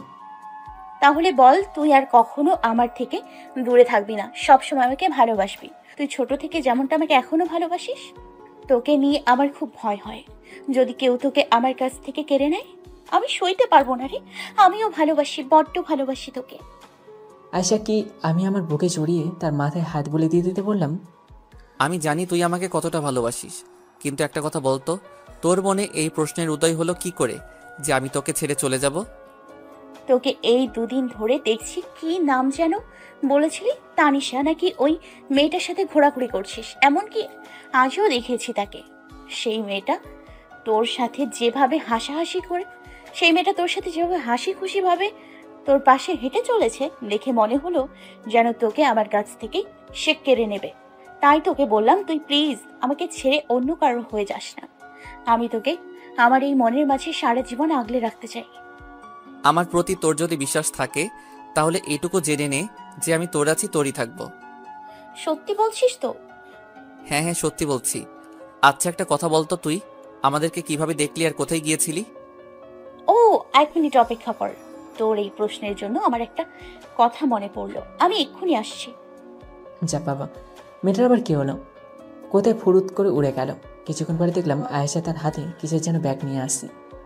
নে ধর, খুলে দেখ তো কেমন হয়েছে। কি এটা? সেটা তুই নিজেই খুলে দেখ। আয়েশা থেকে নেওয়া একটা খুলে দেখি, তার ভিতরে দুটি কালো ও নীল রঙের শার্ট। এই দুটি রং যে আমার সব থেকে বেশি পছন্দ, যে সেটা আয়েশা ঠিকই জানে। শার্ট দুটো বেশ সুন্দর হয়েছে, আয়েশার পছন্দ আছে বলতে হবে। শুভ জন্মদিন। এবার আয়েশার কথাটিতে আমি অনেকখানি অবাক হয়ে গেলাম। আর যে আজ যে আমার জন্মদিন সেটা আমি নিজেই ভুলে গেছি, কিন্তু আয়েশা ঠিকই মনে রেখেছে। ওহো, আজ যে আমার জন্মদিন সেটা আমি নিজেই ভুলে গেছি, কিন্তু তুই তো দেখছি ঠিকই মনে রেখেছিস। আমি জানি তো তুই ভুলে যাবি, তোর কোনোদিন তোর জন্মদিনের কথা মনে থাকে বলতো? কিন্তু তুই আমার জন্মদিনের দিনটা ঠিকই মনে রাখতে পারিস, খালি নিজেরটা পারিস না। তুই প্রত্যেক বছর আমার জন্মদিনে কোনো না কোনো কিছু আমাকে গিফট করিস, কিন্তু আমি তা করতে পারি না। তাই ভাবলাম আজকে কিছু তোকে গিফট করব। আর এটা কিন্তু এই কালকে মার্কেটে গিয়েছিলাম, আর শেষ সময় তোকে আর ওই মেয়েটার সাথে দেখি। আচ্ছা বুঝলাম, কিন্তু তুই টাকা পেলি কোথায়? কেন? তুই বড় আম্মু বড় আব্বু যখন হাত খরচের টাকা দিত, সেগুলো টাকা জমিয়ে রেখেছিলাম, আর সেই টাকা দিয়েই কাল তোর জন্য 2টা শার্ট কিনেছি। তা কেমন হয়েছে বললি না তো? খুব খুব সুন্দর হয়েছে। আমার চোখের পানিতে ভরে গেল। এটা কোনো দুঃখের অশ্রু নয়, এটা আনন্দের অশ্রু। কি রে, তোর চোখে পানি কেন? কই না তো, এমনি। আচ্ছা চল, বাইরে চল, তোর জন্য আরো একটা সারপ্রাইজ আছে। কি বলছিস? আরো একটা সারপ্রাইজ? বাহ, বেশ ভালো তো। তারপর ঘর থেকে বের হয়ে উঠানে গিয়ে দেখি সেখানে নানান রঙের বাতি জ্বালানো হয়েছে। তারপর আয়েশা পেছন থেকে আমার চোখ দূরে চেপে ধরলো। আমি কিছুই দেখতে পাচ্ছি না। কি রে, কি হলো? চুপ, কোনো কথা বলবি না, আস্তে আস্তে আমার সাথে সামনে যা। তারপর আয়েশা আমাকে আস্তে আস্তে সামনে নিয়ে গেল। এবার চোখ খুলে দিল। হ্যাপি বার্থডে অবি। এখানে দেখছি আঙ্কেল, রনি, নূপুর ও তানিশের সবাই আছে, কিন্তু তারা কখন এলো? আঙ্কেল, আপনারা কখন এলেন? এইমাত্র এলাম, দেখলাম তুমি তোমার ঘরে ছিলে, তাই সেখানে যাইনি। আর এটা তো সারপ্রাইজ। আপনারা কিভাবে জানলেন যে আজকে আমার জন্মদিন? তোমার বাবা মা আমাকে ফোন দিয়ে বলেছে। আমি বললাম আপনারা আয়োজন করুন, আমি আসছি তোমাকে সারপ্রাইজ দেওয়ার জন্য। তোমাকে না জানিয়ে চলে এলাম। নাও নাও, এবার কেকটা কাটো। তারপর সবার কথা মতো কেকটা কাটলাম। তারপর সবাইকে নিজে হাতে খাইয়ে দিলাম। তারপর সবশেষে মা, আয়েশা ও আন্টি মিলে সবকিছু গোছাচ্ছিল। আজ যে আপনার জন্মদিন সেটা তো আমাকে বলেননি। আসলে আজকে যে আমার জন্মদিন সেটা আমি নিজেও উপলব্ধি করতে পারিনি। আমাকে প্রথম আয়েশা উইশ করে, তারপর আমি বুঝতে পারি আমার জন্মদিন। খুব ভালো, আশা করি আপনার সামনের দিনগুলো ভালো কাটুক। ধন্যবাদ আপনাকে। তারপর আঙ্কেল, আন্টি, তানিশা সবাই চলে গেলেন। রাতে খাওয়া দাওয়া করে ঘুমিয়ে গেলাম। সকালে ঘুম থেকে উঠে ফ্রেশ হয়ে নাস্তা করে আঙ্কেলের বাড়ি রওনা দিলাম। সামনে ইলেকশন, সেটা নিয়ে কিছু ভাবতে হবে। আঙ্কেল, সামনে তো ইলেকশন, সেটা নিয়ে কিছু ভাবলেন?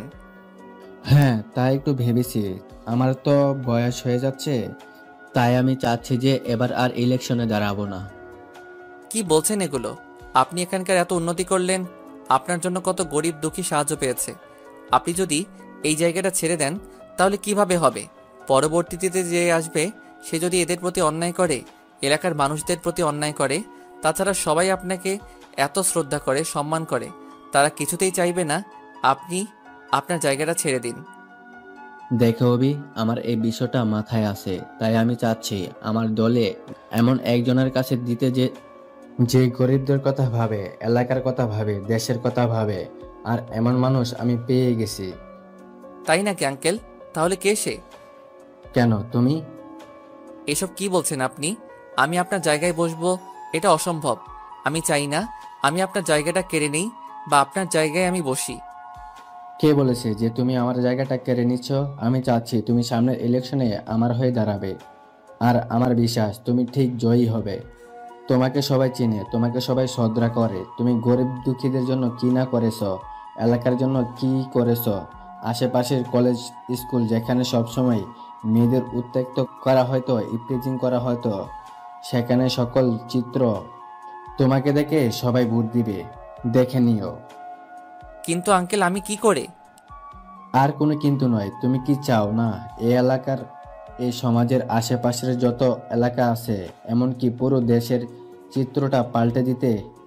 এটা তোমার স্বপ্ন। তুমি তো সবসময় স্বপ্ন দেখেছো দেশের উন্নতি করতে, দেশের মানুষের জীবনযাত্রা মান উন্নতি করতে, গরিব দুঃখীর জন্য আর অত্যাচার সহ্য না করতে, বেকার শিক্ষিত ভাইদের জন্য চাকরির জন্য কষ্ট করতে না হয়। এমনকি তুমি দেশের সকল কিছু চিত্র পাল্টে দিতে চেয়েছো, যেখানে মেধা ছাড়া, যোগ্যতা ছাড়া টাকার বিনিময়ে সবাই চাকরি পাচ্ছে না। তুমি তো কখনো এটা চাওনি। আমি জানি হয়তো তুমি একা পাল্টাতে পারবে না, কিন্তু চেষ্টা তো চালিয়ে যেতে হবে। সবাইকে এক করতে হবে, এক করে এই দেশটাকে সুনীল সমাজে পরিণত করতে হবে। তুমি তো এই সমাজের এই বড় হয়েছ, তুমি তো জানো গরিবের কষ্ট। প্লিজ না করো না। আচ্ছা আচ্ছা আঙ্কেল, ঠিক আছে, আমি সামনের ইলেকশনে দাঁড়াবো। আলহামদুলিল্লাহ, তোমার কথা শুনে খুশি হলাম। আমি তাহলে সবকিছু প্রস্তুতি নেই। ইলেকশন তো আর বেশি দিন নেই। ঠিক আছে, আপনি যা করবেন তাই হবে। মামা মামা, আমি নূপুর রনিকে নিয়ে একটু বাইরে গেলাম। পাশে থেকে একটা মেয়ের কণ্ঠ শুনে তাকিয়ে দেখি এই সেই মেয়েটি যাকে আমি একবার বাঁচিয়েছিলাম, যার বিনিময়ে সে আমাকে অপমান করেছিল সবার মাঝে। তার মেয়েটি আমার দিকে তাকিয়ে অবাক হয়ে গেল। কিরে তুই তুই এখানে কি করছিস? আফিফা, তুমি এঁকে চেনো কিভাবে? চিনি মানে? খুব ভালো করে চিনি, 1 নম্বরে বাজে ছেলে। দেখুন, আপনি কিন্তু আমাকে সেদিন অনেক অপমান করেছিলেন, মুখ বুজে শুনে নিয়েছিলাম। আমি কি আপনার কোনো ক্ষতি করেছিলাম? বরং আমি আপনার জীবন বাঁচিয়েছিলাম। তার বিনিময়ে আপনি কি করলেন? আমাকে অপমান করেছিলেন।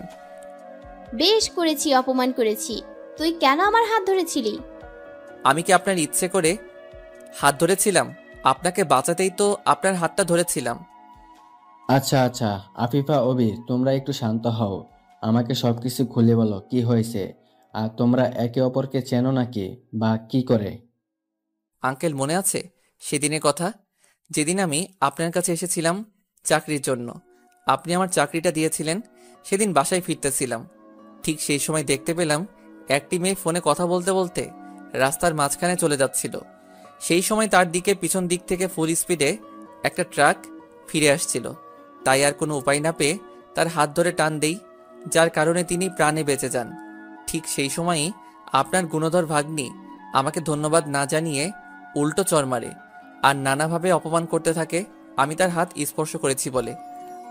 আফিফা মামুনি, তুমি ভীষণ অন্যায় করেছ। ওনার কাছে ক্ষমা চাও, বলো সরি। আমি আর কোনো কথা বলতে চাই না, তুমি সরি বলো। ঠিক আছে, সরি। কে জানি কল কর, তারপর আঙ্কেলকে কে জানি কল করলো। তাই তিনি রিসিভ করে কথা বলতে বলতে অন্যদিকে চলে গেলে, আর আমি মিটমিটি হাসি তাই দেখে। খুব হাসা হচ্ছে তাই না? দেখে নিব। আচ্ছা, দেখব আপনি কি করতে পারেন। বাসায় চলে আসলাম। বাসায় এসে গোসল করে দুপুরে খাওয়া খেয়ে একটু বিশ্রাম নিচ্ছিল।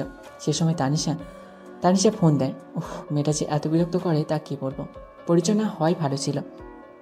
আসসালামু আলাইকুম। ওয়ালাইকুম আসসালাম। কখন পৌঁছেছেন বাসায়? সে তো অনেক আগেই পৌঁছেছি, এসে গোসল করে খাওয়া দাওয়া করে বিশ্রাম নিচ্ছি। শুনেন, আজ আমি আঙ্কেলের ওখানে যাচ্ছি, আপনি কিন্তু বিকেলে চলে আসবেন। কেন? কেন আবার, এমনি আসতে বলেছে, আসবেন। আচ্ছা, দেখা যাক। কোনো দেখা দেখি না, আপনাকে আসতেই হবে। আচ্ছা ঠিক আছে, যাব। এবার খুশি? খুশি। এবার বলুন কি করেন।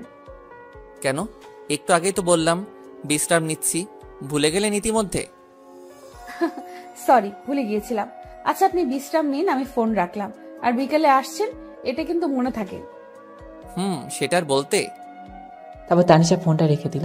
অমনি আঙ্কেলের ওখানে যেতে ইচ্ছে করছিল না। এখন আবার যেতে হবে, তোর ভাল লাগে না। আর আমার আঙ্কেলের ওখানে না যাওয়ার কারণটা হলো আফিফা নামে ওই মেয়েটা। দেখলে কেমন জানি গন্ডি গন্ডি ভাব।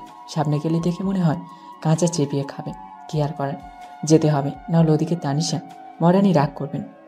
বিকেলে দেখে আঙ্কেলের বাসায় গেলাম। গিয়ে দেখি তানিশা ও আফিফা একসাথে বসে গল্প করছে। আমাকে দেখে তানিশা বলল, আরে আপনি চলে এসেছেন, আপনার জন্য অপেক্ষা করতেছিলাম। তাই বুঝি? চলুন এবার কোথাও গিয়ে ঘুরে আসি। কি বলছেন এসব? এখন ঘুরতে যাব? হ্যাঁ, এখন গেলে কি হবে? চলুন না প্লিজ প্লিজ প্লিজ। উফ, আপনি এত বাচ্চাদের মতো বায়না ধরেন কেন বলুন তো? তা না করলে যে আপনি আমার কথায় রাজি হন না। যাই হোক, চলুন প্লিজ প্লিজ প্লিজ। আচ্ছা, কি আর করার, চলুন। এই তানিশা, তোমরা কোথায় যাচ্ছ? এই বিকেল বেলায় এই এলাকাটা ঘুরে দেখতে যাব। যাবে নাকি আমাদের সাথে? তা গেলে মন্দ হয় না। তাহলে চলো। একটাকে নিয়েই পারি না, আর একটা কপালে ছুটল। তা আবার যে পথ যাচ্ছি, রাস্তায় আবার কি হয় ঠিক নেই। হাল্লা ভাঁচিয়ে নিও। জানো আপু, এখানকার পরিবেশটা না অনেক সুন্দর। সামনে একটা সুন্দর নদী আছে, চলো ওদিকে যাই, কিন্তু হাঁটতে হবে। ওকে, সমস্যা নেই, আমি হাঁটতে পারবো। বাব্বাহ, জমিদারি মেম সাহেব আবারও হাঁটতেও পারে দেখছি। এই কি বললেন আপনি? মেয়েকে দেখছি তুমি থেকে আপনি বলা শিখে গেছে। যাক, ভালোই হলো। কই কিছু বলিনি তো। কি বললেন? আমি জমিদারি ম্যাম সাহেব? আমি এই গ্রামের পথ দিয়ে হাঁটতে পারবো না, তাই তো? এরে, সব শুনে ফেলেছে দেখছি। না, আমি আপনাকে ওইসব কিছু বলতে পারি? আপনি তো খুব ভালো, ভদ্র, নম্র ও শান্তশিষ্ট মেয়ে। আপনাকে কিছু বলতে পারি? হয়েছে তেলমারা, সামনের দিকে তাকিয়ে হাঁটুন, না হলে পড়ে যাবেন। হ্যাঁ, হাঁটছি তো। কেমন আছো চাচি? একটি বৃদ্ধ মহিলা রাস্তার পাশে বসেছিল। তাকে বললাম, এদের সবাইকে আমি চিনি, তারাও আমাকে ভালো করে চেনে।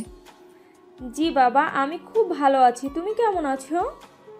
আলহামদুলিল্লাহ, আপনাদের দোয়ায় ভালোই আছি। তা কোথাও যাইতেছিলে নাকি? জি চাচি, এদেরকে নিয়ে একটু সামনে যাব, ঘুরিয়ে নিয়ে আসি। ওহ আচ্ছা, এরা কারা? চিনতে পারলাম না তো। চাচি, এরা হলো আসাদ আঙ্কেলের ভাগ্নি ও বন্ধুর মেয়ে। ওহ আচ্ছা বাবা। সে সময় তানিশা আমাকে বলল, অভি, আমার খুব পানির তেষ্টা পেয়েছে, আমাকে কোথাও থেকে পানি এনে খাওয়াতে পারবেন? মেয়ের কথা শোনো, আমার বাড়ির সামনে খাড়াইয়া জিজ্ঞেস করে পানি পাইবো নাকি। তোমরা পানির তৃষ্ণা লাগছে, আমার বাড়ির ভেতর আসো, আমি তোমাদের পানি খাওয়াইতেছি। তারপর তানিশা আমার দিকে তাকালো। আমি বুঝতে পেরেছি সে কি বলতে চাইছে। আমি বললাম, কোনো সমস্যা নেই, চলো। বাবা, আমার বাড়িতে তোমাদের যে পা পড়েছে, এটাই আমার কাছে অনেক সৌভাগ্যের। তারপর চাচি আমাদের বসার জন্য 3 জনকে চেয়ার দিলেন, আর সাথে কয়েকটা মিষ্টি ও ঠান্ডা শরবত দিলেন। আরে চাচি, করেছেন কি এগুলো? কেন বাবা, আমি কি কোনো ভুল করছি? না, আপনি কোনো ভুল করেননি। আপনি কেন আবার এগুলো কষ্ট করে আনতে গেলেন? কি যে বলো বাবা, তোমরা এই প্রথম আমার বাড়িতে আসছো, সামান্য এইটুকু তো খেতেই হবে। তারপর চাচির কথায় আর না করলাম না। তারপর দেখতে দেখতে প্রায় সন্ধ্যা হবার অবস্থা। তারপর চাচিকে বিদায় জানিয়ে আমরা নদীর তীরে পৌঁছালাম। সেখানে অনেক মানুষ ঘোরাফেরা করছে। আসলে এই সময়টাই নদীর তীরে মানুষের আনাগোনা বেশি। অভি প্লিজ, ওদিকে চলেন। ওই যে দেখতে পাচ্ছেন, ওখানে ফুচকা বিক্রি হচ্ছে, আমি খাবো। সন্ধ্যা হয়ে গেল, আর এখন আপনার খাওয়ার ইচ্ছা হয়েছে? ভীষণ ইচ্ছে হয়েছে। প্লিজ চলো না। আপু, তুমি বলো না। তানিশা আপু যখন চাচ্ছে তো চলুন। আচ্ছা ঠিক আছে, চলুন। তারপর ফুচকা দোকানের সামনে তাদের 2 জনকে নিয়ে এলাম। এমনভাবে ফুচকা আছে যেন কোনোদিন খায়নি। আপনি দাঁড়িয়ে থাকলেন কেন? বসুন, হা করুন, আমি আপনাকে ফুচকা খাইয়ে দিই। তার দরকার নেই, আপনারাই খান। তারপর আরো বেশি কিছুক্ষণ ঘোরাঘুরি করে তানিশা ও আপিপাকে আঙ্কেলের ওখানে পৌঁছে দিয়ে আমি বাড়ি গেলাম। কি রে, আজকে এত দেরি হলো যে? কোথাও গিয়েছিলে নাকি? হ্যাঁ মা, আসলে আঙ্কেলের একটি ভাগ্নি এসেছে, আর তানিশা বায়না করছিল বলে তাদের 2 জনকে নিয়ে নদীর তীরে ঘুরতে নিয়ে গেছিলাম, তাই তো আজকে একটু দেরি হলো। আয়েশার দিকে তাকিয়ে দেখলাম সে তো রেগে চোখ মুখ লাল করে ফেলেছে। জানি না খাবার পর আমার উপর কি দিয়ে ঝড় বইবে। খাবার শেষে ঘরে এসে রেস্ট নিচ্ছিলাম এবং যে ভয় পাচ্ছিলাম সেটাই হলো। আয়েশা আমার ঘরে এসে জোরে ধাক্কা দিয়ে দরজাটা ভেতর থেকে আটকে দিল। কি রে, পাগল হয়ে গেলি নাকি? কি করছিস এসব? আমাকে আর কিছু বলার সুযোগ না দিয়ে রেগে তেড়ে এসে আমার বিছানায় ফেলে দিয়ে তারপর আমার উপর চেপে বসে, উফ আয়শা, কি করছিস? লাগছে তো আমার। তুই খেয়ে খেয়ে নিজেকে যে মুটকি বানাচ্ছিস, তোর ওজন কি আমি সইতে পারি? কি বলি তুই? আমি মুটকি, তাই না? আমি তো মুটকি হবই। ওই তানিশাই তোর কাছে ভালো। এই কিরে, মন খারাপ করলি নাকি? আরে পাগলি, আমি তো মজা করে বললাম। রাখ তোর মজা, তোর নিজের কাছেই রাখ, আমি চললাম। আয়েশা উঠে চলে যেতে না গেলে তার হাতটা ধরে ফেললাম। তুই তো আমার সব, তুই তো আমার হৃদস্পন্দন। তোমাকে ছাড়া কিভাবে আড়াল হয় বলো? রাখ তোর মজা তোর নিজের কাছে, আমি চললাম। এবার থেকে বল, তুইও আমাকে ঘুরতে নিয়ে যাবি, আইসক্রিম খাওয়াবি, ফুচকা খাওয়াবি। আচ্ছা বাবা, আচ্ছা, এবার থেকে তোকে আমি ঘুরতে নিয়ে যাব। আচ্ছা চল, আব্বু আম্মুর কাছে যাই, তাদের কিছু বলার ছিল আমার। আব্বু আম্মু, তোমাদের কিছু জরুরি কথা বলার আছে। কি জরুরি কথা? জানোই তো সামনে ইলেকশন, এবার আঙ্কেল নাকি তার আসন ছেড়ে দিবে। কি বলিস? কেশব এমপি সাহেবের এমন কাজ করতে যাচ্ছেন কেন? তিনি যদি তার আসন ছেড়ে দেন তাহলে তো আমাদের মতন গরিবের মানুষের সাথে দাঁড়াবে কে? হ্যাঁ, সেই আসাদ আঙ্কেল একটি কাজ করেছে। কি কাজ করছে? আসাদ আঙ্কেল চান আমি এবার তার বদলে ইলেকশনে দাঁড়াই। তুই দাঁড়াবি? হ্যাঁ বাবা, প্লিজ না করো না। তিনি আমাকে এই জায়গাটা যোগ্য হিসেবে মনে করেছেন। কিসের জন্য জানো?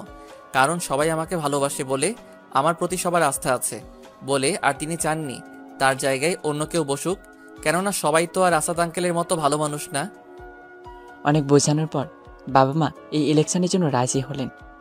কদিন ধরে খুব ব্যস্ততার মাঝে দিন কাটাচ্ছি। এখানে ওখানে অনেক জায়গায় যেতে হচ্ছে। আস্তে আস্তে ভোটের দিন ঘনিয়ে এলো। ভোটের আগের দিন আমি আর আমাদের দলের সাথীরা প্রচারণা শেষ করে যে যার মতো বাড়ি ফিরছিলাম। বাড়ি? এবার আবার তাহলে আশাদের জায়গায় তুই ভোটে দাঁড়াচ্ছিস? বাহ, বেশ ভালো তো।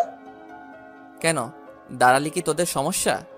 হয়তো সমস্যা থাকতে পারে, কারণ তোরা তোর গরিবের ধন আত্মসাৎ করতে পারছিস না, তাই তো? অভি, মুখ সামলে কথা বলে দিলাম।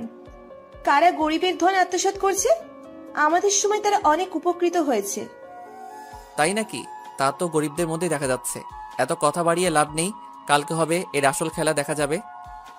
তারপর আমরা সেখান থেকে চলে এলাম। পরবর্তী দিনে ভোটের আয়োজন সবকিছু শুরু হলো। আমি আমাদের দলের লোকদের বলে দিলাম, আপনারা সবসময় সব দিকে খেয়াল রাখবেন, কোথাও যেন অন্যায় না হয়। তাদের উপরে আমার কোনো প্রকার বিশ্বাস নেই। শত্রুদের দুর্বল ভাবাটা এটা অন্যায়, আর চাই না কেউ অন্যায়ের পথে ধাবিত হোক। আপনারা সবাই সব দিক দিয়ে সজাগ থাকবেন। জি ভাইয়া। তারপর তারা যে যার মতো চলে গেল। আমি সেখানে বসে রইলাম। কিছুক্ষণ পরে আজকে আমার আঙ্কেল কাছে আসলেন। কি অবি, তোমাকে আনসাপ দেখাচ্ছে কেন? না আঙ্কেল, ওই একটু আর কি। তুমি কোনো চিন্তা করো না, আল্লাহর রহমতে দেখবে তুমি জয়ী হবে। নার্ভাস হওয়ার কোনো চিন্তা নেই। আর তুমি যদি নার্ভাস হও তাহলে তোমার দলের লোকজনের কি অবস্থা হবে ভেবে দেখেছ? তোমাকে সবসময় শক্ত থাকতে হবে।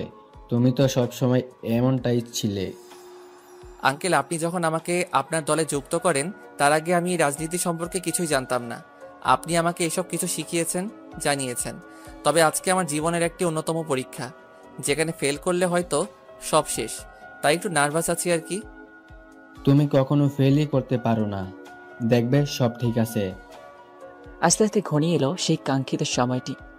এখনই জানা যাবে কে জয়লাভ করেছে আর কে পরাজয় লাভ করেছে। কিন্তু কিছুক্ষণ পরে যা ঘোষণা করা হলো তা শুনে আমি নিজের কানকেও বিশ্বাস করতে পারছি না। 2,53,768 ভোটে জয়লাভ করেছে। আমি কিছুক্ষণ স্তব্ধ হয়ে সেখানে দাঁড়িয়ে রইলাম। আমি কি ঠিকই শুনেছি? এটা ছিল আমার জীবনের প্রথম পরীক্ষা, যেটা আমি পাস করে গেছি। আমার দলের সবাই তো খুব খুশি। একে একে সবাই আমাকে স্বাগতম জানালো। সবার শেষে আরফিন এলো আমার কাছে। Congratulation my dear. যাক, তাহলে অবশ্যই সেই ভোটে জয়লাভ করলি তুই। আমার বড় একটা উপকার করলি রে, যে উপকারটা কোনো দিনও ভুলবো না। তারপর আরফিন তার দলের সব লোকজনকে নিয়ে চলে গেল। আপনাদের তো বলাই হয়নি, আরফিন পেয়েছিল 1,88,397টা ভোট। কংগ্রাচুলেশন মাই ইয়াং ম্যান। কি বলেছিলাম আমি তোমাকে দেখব, তুমি ঠিকই জিতে যাবে। কিন্তু আমার কথা সত্যি হলো তো আজ আমি খুশি, খুব খুশি। আজ আমার সবাইকে চিৎকার করে বলতে ইচ্ছে করছে, দেখো তোমরা, আমি আমার সফলতাকে পেয়ে গেছি। আমার জীবনে এই জয়টা যে কত মূল্যবান সেটা আঙ্কেলের চোখে স্পষ্ট দেখতে পাচ্ছি। তিনি যে আজকে এত খুশি হয়েছেন তা বলে বোঝাতে পারবো না, যার জন্য আল্লাহর কাছে অসংখ্য শুকরিয়া। তারপর আঙ্কেল ওখানে গেলে আন্টি আমাকে প্রথমে মিষ্টি মুখ করান। আমি জানতাম বাবা তুমি ঠিক জিতবে। আল্লাহর কাছে অনেক প্রার্থনা করেছি যাতে তুমি জয় লাভ করো। আল্লাহ আমার কথা শুনেছেন, তোমার প্রতি সদয় হয়েছেন। দোয়া করি তুমি যেন আরো সামনে এগিয়ে যাও, আমাদের সবার মুখ উজ্জ্বল করতে পারো। ধন্যবাদ আন্টি, দোয়া করবেন। এখন তো আমার আরো বিশাল দায়িত্ব, সেগুলো যেন আমি সততা ও নিষ্ঠার সাথে পালন করতে পারি। তোমার উপর আমাদের সব সময় দোয়া রইল। তারপর আমি আমার দলের লোকজনের কাছে গেলাম। সত্যি বলতে তারা যদি পাশে না থাকতো তাহলে হয়তো আমরা কখনোই সফলতা লাভ করতে পারতাম না। আমার এই সফলতার ভাগিদার এরা সবাই। আজ আমি তোমাদের উপর খুব খুশি। বলো তোমরা কি চাও? ভাইয়া, আমরা আপনার কাছে বড় কিছু চাই না। আমরা শুধু চাই আপনি আশাদ স্যারের মতো সততা আর নিষ্ঠাভাবে আপনি আমাদের কাজ চালিয়ে যান। এটাই হবে আমাদের কাছে সব থেকে বড় পাওয়া। ইনশাল্লাহ চেষ্টা চালিয়ে যাব অবশ্যই। আস্তে আস্তে আমার দিন কাটতে লাগলো। এতদিন আমি অনেক এগিয়ে গেছি আমার পথে। আমি আশাদ আঙ্কেলের মতো পারছি কিনা জানি না, তবে আমি সর্বদা চেষ্টা করেছি আমার ভালোটা দেওয়ার, সর্বদা সবাইকে ভালো রাখার। বাড়ি যাচ্ছিলাম, ঠিক সেই সময় আফিফা ফোন দেয়। আপনাদের তো বলা হয়নি, আফিফা আর আমার সম্পর্কটা আগের মতো নেই, এখন আমরা বন্ধুর মতো। অভি তুমি কোথায়? কেন, কি হয়েছে? কাজ শেষে বাড়ি ফিরছি। ও, তুমি একটু নদীর তীরে দেখা করতে পারবে? এখন? হ্যাঁ এখন। আচ্ছা ঠিক আছে, তুমি কিছুক্ষণ অপেক্ষা করো, আমি এখনই চলে আসছি। তারপর আফিফার কথা মতো নদীর তীরে গেলাম। গিয়ে দেখি আফিফা আমার জন্য আগে থেকে অপেক্ষা করছে। কখন এসেছো তুমি? কিছুক্ষণ হলো। তা কিসের জন্য ডাকলে? তোমাকে একটা কথা অনেকদিন ধরে বলবো বলবো ভাবছিলাম, কিন্তু বলতে পারিনি, তাই আজকে সে কথাটা বলতে চাচ্ছি। তা বলো, কি এমন কথা যার জন্য আমাকে জরুরি এখানে ডাকলে? আমি তোমাকে ভালোবাসি অভি। আফিফার কথা শুনে আমি অবাক হয়ে গেলাম। কি বলছে কি সে? কি বলছো কি তুমি? তোমার মাথা ঠিক আছে তো? হ্যাঁ, আমার মাথা একদম ঠিক আছে। আমি সুস্থ মাথায় তোমাকে ভেবে চিন্তে কথাটা বলছি। এই কথাটা তোমাকে জানানোর অনেক চেষ্টা করেছি, কিন্তু তুমি বুঝতে পারোনি, যার জন্য আমি তোমাকে কথাটা বললাম। প্লিজ তুমি না করো না, আমি চাই সারা জীবন তোমার কাছে পেতে। দেখো আফিফা, এটা কখনোই সম্ভব নয়। কেন? আমি কি দেখতে শুনতে খারাপ, নাকি আমাদের প্রথম দেখা হওয়ার ঘটনাটার জন্য তুমি আমাকে মেনে নিতে পারছো না? আমার সাথে ঘটে যাওয়া প্রথম ঘটনাটা তো আমি কবেই ভুলে গেছি, আর সেটা আমি আর মনে করতে চাই না। তুমি তো আমার চাচাতো বোন আয়েশাকে চেনো, তাই না? হ্যাঁ, তাকে তো আমি চিনি। তাহলে শুনে নাও, তুমি তো আমাকে কয়দিন আগে থেকে ভালোবাসো। আয়েশা আমাকে সেই ছোটবেলা থেকে ভালোবাসে, আর সে শুধু আমাকে ভালোবাসে সেটা বললে ভুল হবে, কেননা আমিও তাকে ভালোবাসি, অনেক বেশি ভালোবাসি তাকে আমি, আর আমি তাকে ঠকাতে চাই না। আশা করি তুমি আমার কথাটা বুঝতে পেরেছো। এখন সিদ্ধান্ত তোমার, তুমি চাইলে আমাদের বন্ধুত্বটা এখানে সমাপ্ত করতে পারো, আমি না করব না। আফিফা কিছু না বলে রাগ দেখিয়ে চলে গেল। জানি না সে কি করবে বাড়িতে গিয়ে, কোনো কিছু উল্টোপাল্টা না করলেই ভালো। তারপর আমিও বাড়ি চলে গেলাম। মনটা খারাপ, আর মন খারাপের কারণ হলো আফিফা। বাসে গিয়ে দেখি আবু আম্মু কি নিয়ে যেন আলোচনা করছে। যাক বাবা, চলে এসেছিস তাহলে? হ্যাঁ, কেন, কিছু বলবে কি? হ্যাঁ, আমি আর তোর বাবা মিলে একটা সিদ্ধান্ত নিয়েছি। নিজের পায়ে দাঁড়িয়ে পড়েছিস, তাই ভাবছি তোর বিয়েটা দিয়ে দিই। কিন্তু মা, এখন কেন এসব? এখন না তো কখন, বুড়ো হয়ে গিয়ে করবি? আর পাত্রী যদি বাড়ির ভেতরেই কেউ একজন হয়, তাহলে আর দেরি কিসের? কি বলছো তুমি মা? এমন ভাবে কথা বলছিস যেন তুই কিছুই জানিস না। চিন্তা করিস না, আয়েশা আমাদের সব কিছু বলেছে, তাই আমরা সিদ্ধান্ত নিয়েছি তোর আর আয়েশার বিয়েটা দিয়ে দিব। বাড়ির মেয়ে বাড়িতেই থাকবে। আয়েশা দেখছি দরজা আড়াল থেকে উকি মারছে। মায়ের কথা শুনে সে কিছুটা লজ্জা পেল, তা আমি ঠিকই দেখতে পেরেছি। তাই তাকে রাগানোর জন্য তার দিকে তাকিয়ে মাকে পড়লাম। মা, আমি এখন বিয়ে টিয়ে করতে পারবো না, আর আয়েশাকে তো আরও না। এবার আয়েশা আমার কথাটি শুনে ভীষণ রেগে গেল। সে দরজার আড়াল থেকে বেরিয়ে এসে আমার হাত ধরে আমাকে টানতে টানতে ঘরে নিয়ে দরজা বন্ধ করে দিল। এদিকে আব্বু আম্মু মিটিমিটি হাসছে। এই কি করছিস? ছাড় আমাকে। যেমন আছিস তেমন হয়ে শুয়ে থাকবি, একদম নড়াচড়া করবি না। করলে চেলা কাঠ দিয়ে মাথা ফাটিয়ে দিব। কি বলে তুই বড় আম্মুকে আমাকে বিয়ে করবি না? আমাকে রিজেক্ট করার সাহস কিভাবে হয় তোর? এত কষ্ট করে বড় আব্বু বড় আম্মুকে ম্যানেজ করলাম, আর তুই বলছিস বিয়ে করবি না? তুই করবি না, তোর ঘাড় করবে। আরে তোকে তো বিয়ে আমিই করব। তাহলে বড় আম্মুকে কেন বললি তুই আমাকে বিয়ে করতে পারবি না? আরে আমি তো তোকে রাগানোর জন্য বলেছিলাম। আমি দেখতে চেয়েছিলাম তোকে রাগান্বিত অবস্থায় কেমন দেখায়। আমাকে রাগাতে তোর খুব ভালো লাগে, তাই না? খুব ভালো লাগে। আবার সরি, আর বলবো না। তাহলে বাবা মাকে আমাদের বিয়ের দিন ঠিক করতে বলি, কি বলিস? আমার তো তর্স হয়েছে না। কবে যে তোর এই ঘর আসতে পারবো? যখন এই ঘরটা আমার নিজের হবে, আমি সব কিছু নিজের হাতে গুছিয়ে রাখবো। রাতে আমি তোর বুকে মাথা দিয়ে ঘুমাবো। বাব্বা মহারানী, আপনি তা তো একটু একটু ভাবতে হবে, দেখতে হবে না? মহারাজের বউ হতে যাচ্ছে বলে কথা। কেটে গেল 3-4 দিন। আবিবার সাথে কোনো কথা হচ্ছে না। আমার ফোনে অনেকবার ট্রাই করেছি, কিন্তু যতবারই ফোন দিয়েছি ততবারই বলছে নাম্বারটিতে এই মুহূর্তে সংযোগ দেওয়া সম্ভব হচ্ছে না। এতদিন হয়ে গেল, তবুও তার ঠিকানাটা জানি না। আমাদের যতবারই দেখা হয় আঙ্কেলের বাড়ি থেকেই। ভাবলাম আজকে আঙ্কেলের থেকে ঠিকানাটা নিয়ে আবিবার সাথে দেখা করে আসবো। বিকেলে আমার অফিস থেকে বাড়ি যাব, সেই সময় দেখি তানিশার ফোন। তানিশার সাথে বেশ কয়েকদিন যোগাযোগ হয় না।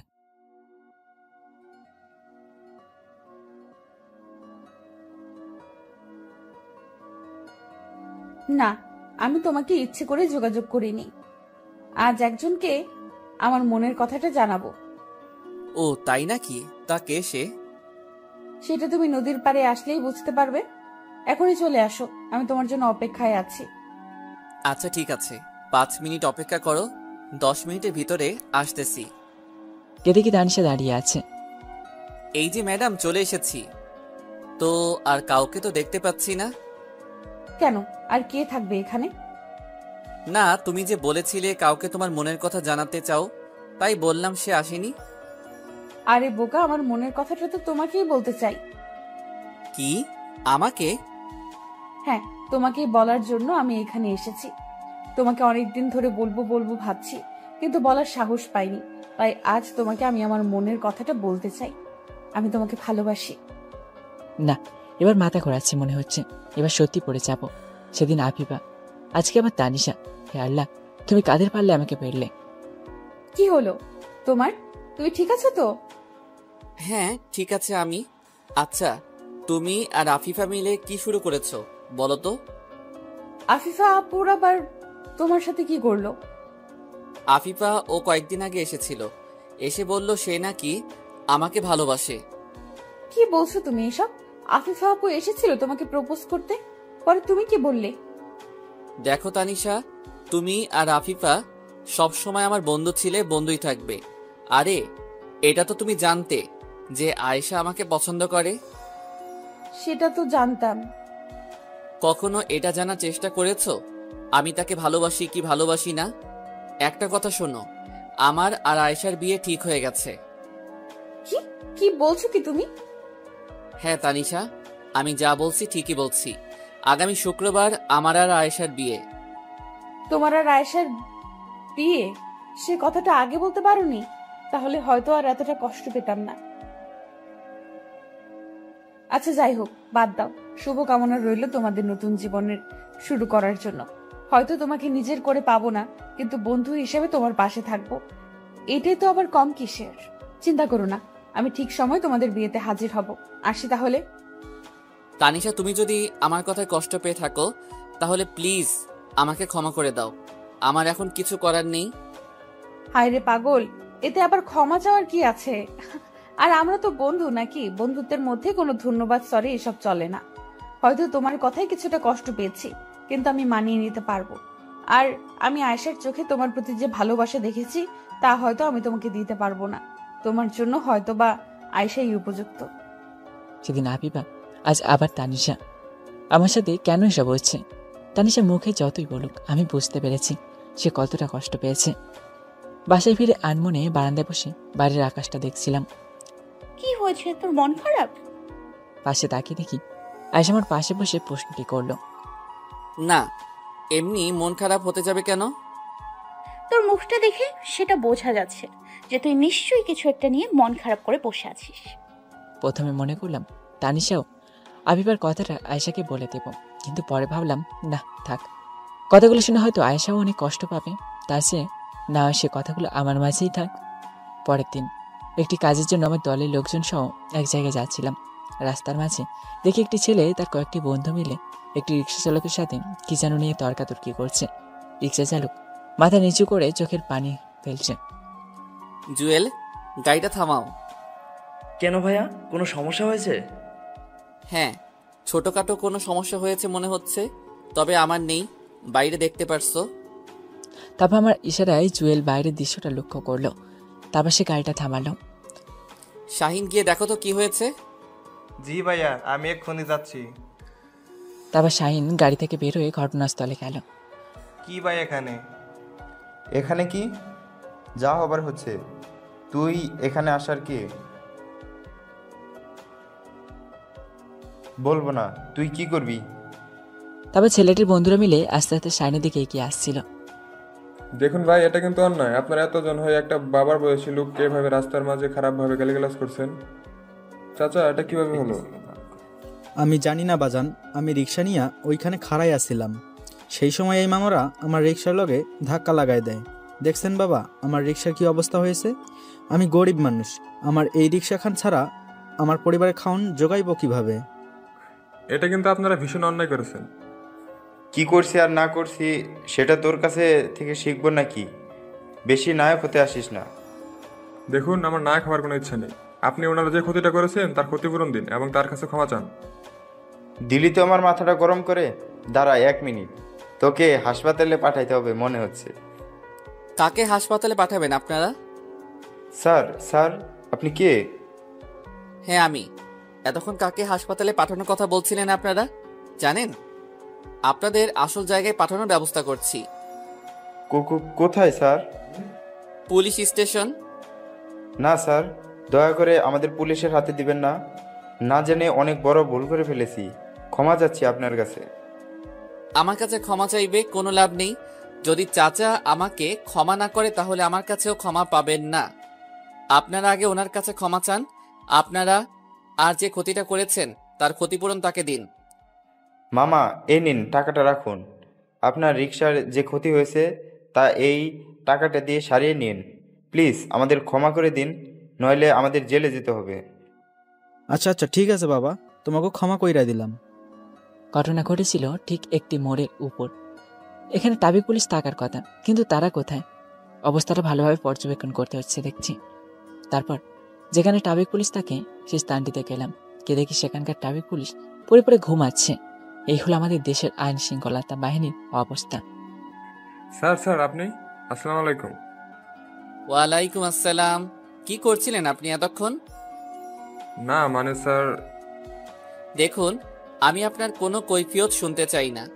আপনাদের সামনেই 4 জন ছেলে একটি বৃদ্ধ রিক্সা চালককে এইভাবে হেনস্থা করছে, অপমান করছেন।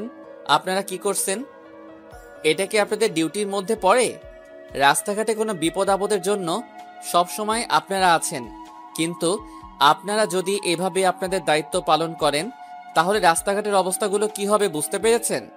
এভাবে যদি ডিউটি করতে থাকেন তাহলে এমনভাবে গরিবদের সবসময় লাঞ্ছনা করা হবে। সেটা কি আপনারা চেয়ে দেখবেন? এটা কি আপনাদের ডিউটি? অনেক বড় ভুল হয়ে গেছে, প্লিজ ক্ষমা করে দিন। সত্যি বলছি, আর কোনোদিন এমন ভুল করব না। এখন থেকে দায়িত্বশীলভাবে আমি আমার দায়িত্বটা পালন করব।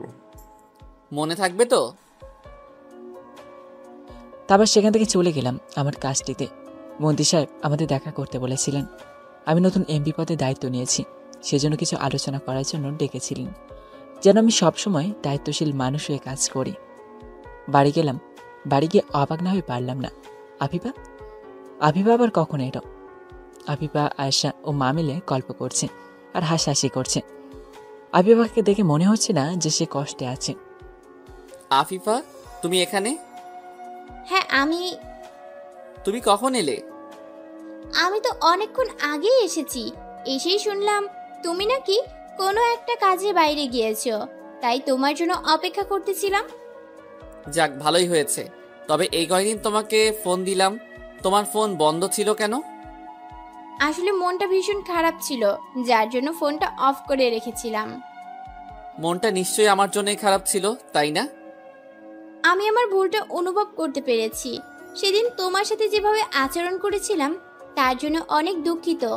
তোমার সাথে অমন রাগ দেখিয়ে চলে যাবার পর আমারও ভীষণ কষ্ট লেগেছিল। সরি অভি, আমি না হয় সারা জীবন তোমার বন্ধু হয়ে থাকবো। দোয়া করি তুমি আয়েশাকে নিয়ে সুখে থাকো। ধন্যবাদ, তুমি তোমার ভুলটা বুঝতে পেরেছো, এজন্য আমি অনেক খুশি। আমাদের বিয়ের ব্যাপারে আয়েশা নিশ্চয়ই তোমাকে কিছু বলেছে? বলেছি, চিন্তা করো না, আমি বিয়ের দিন ঠিক সময়ে উপস্থিত থাকবো। তা বললে হবে না। তানিশা ও তোমাকে বিয়ের আগের দিন এখানে উপস্থিত থাকতে হবে। তোমরা না থাকলে আমার বউটাকে সাজাবে কে?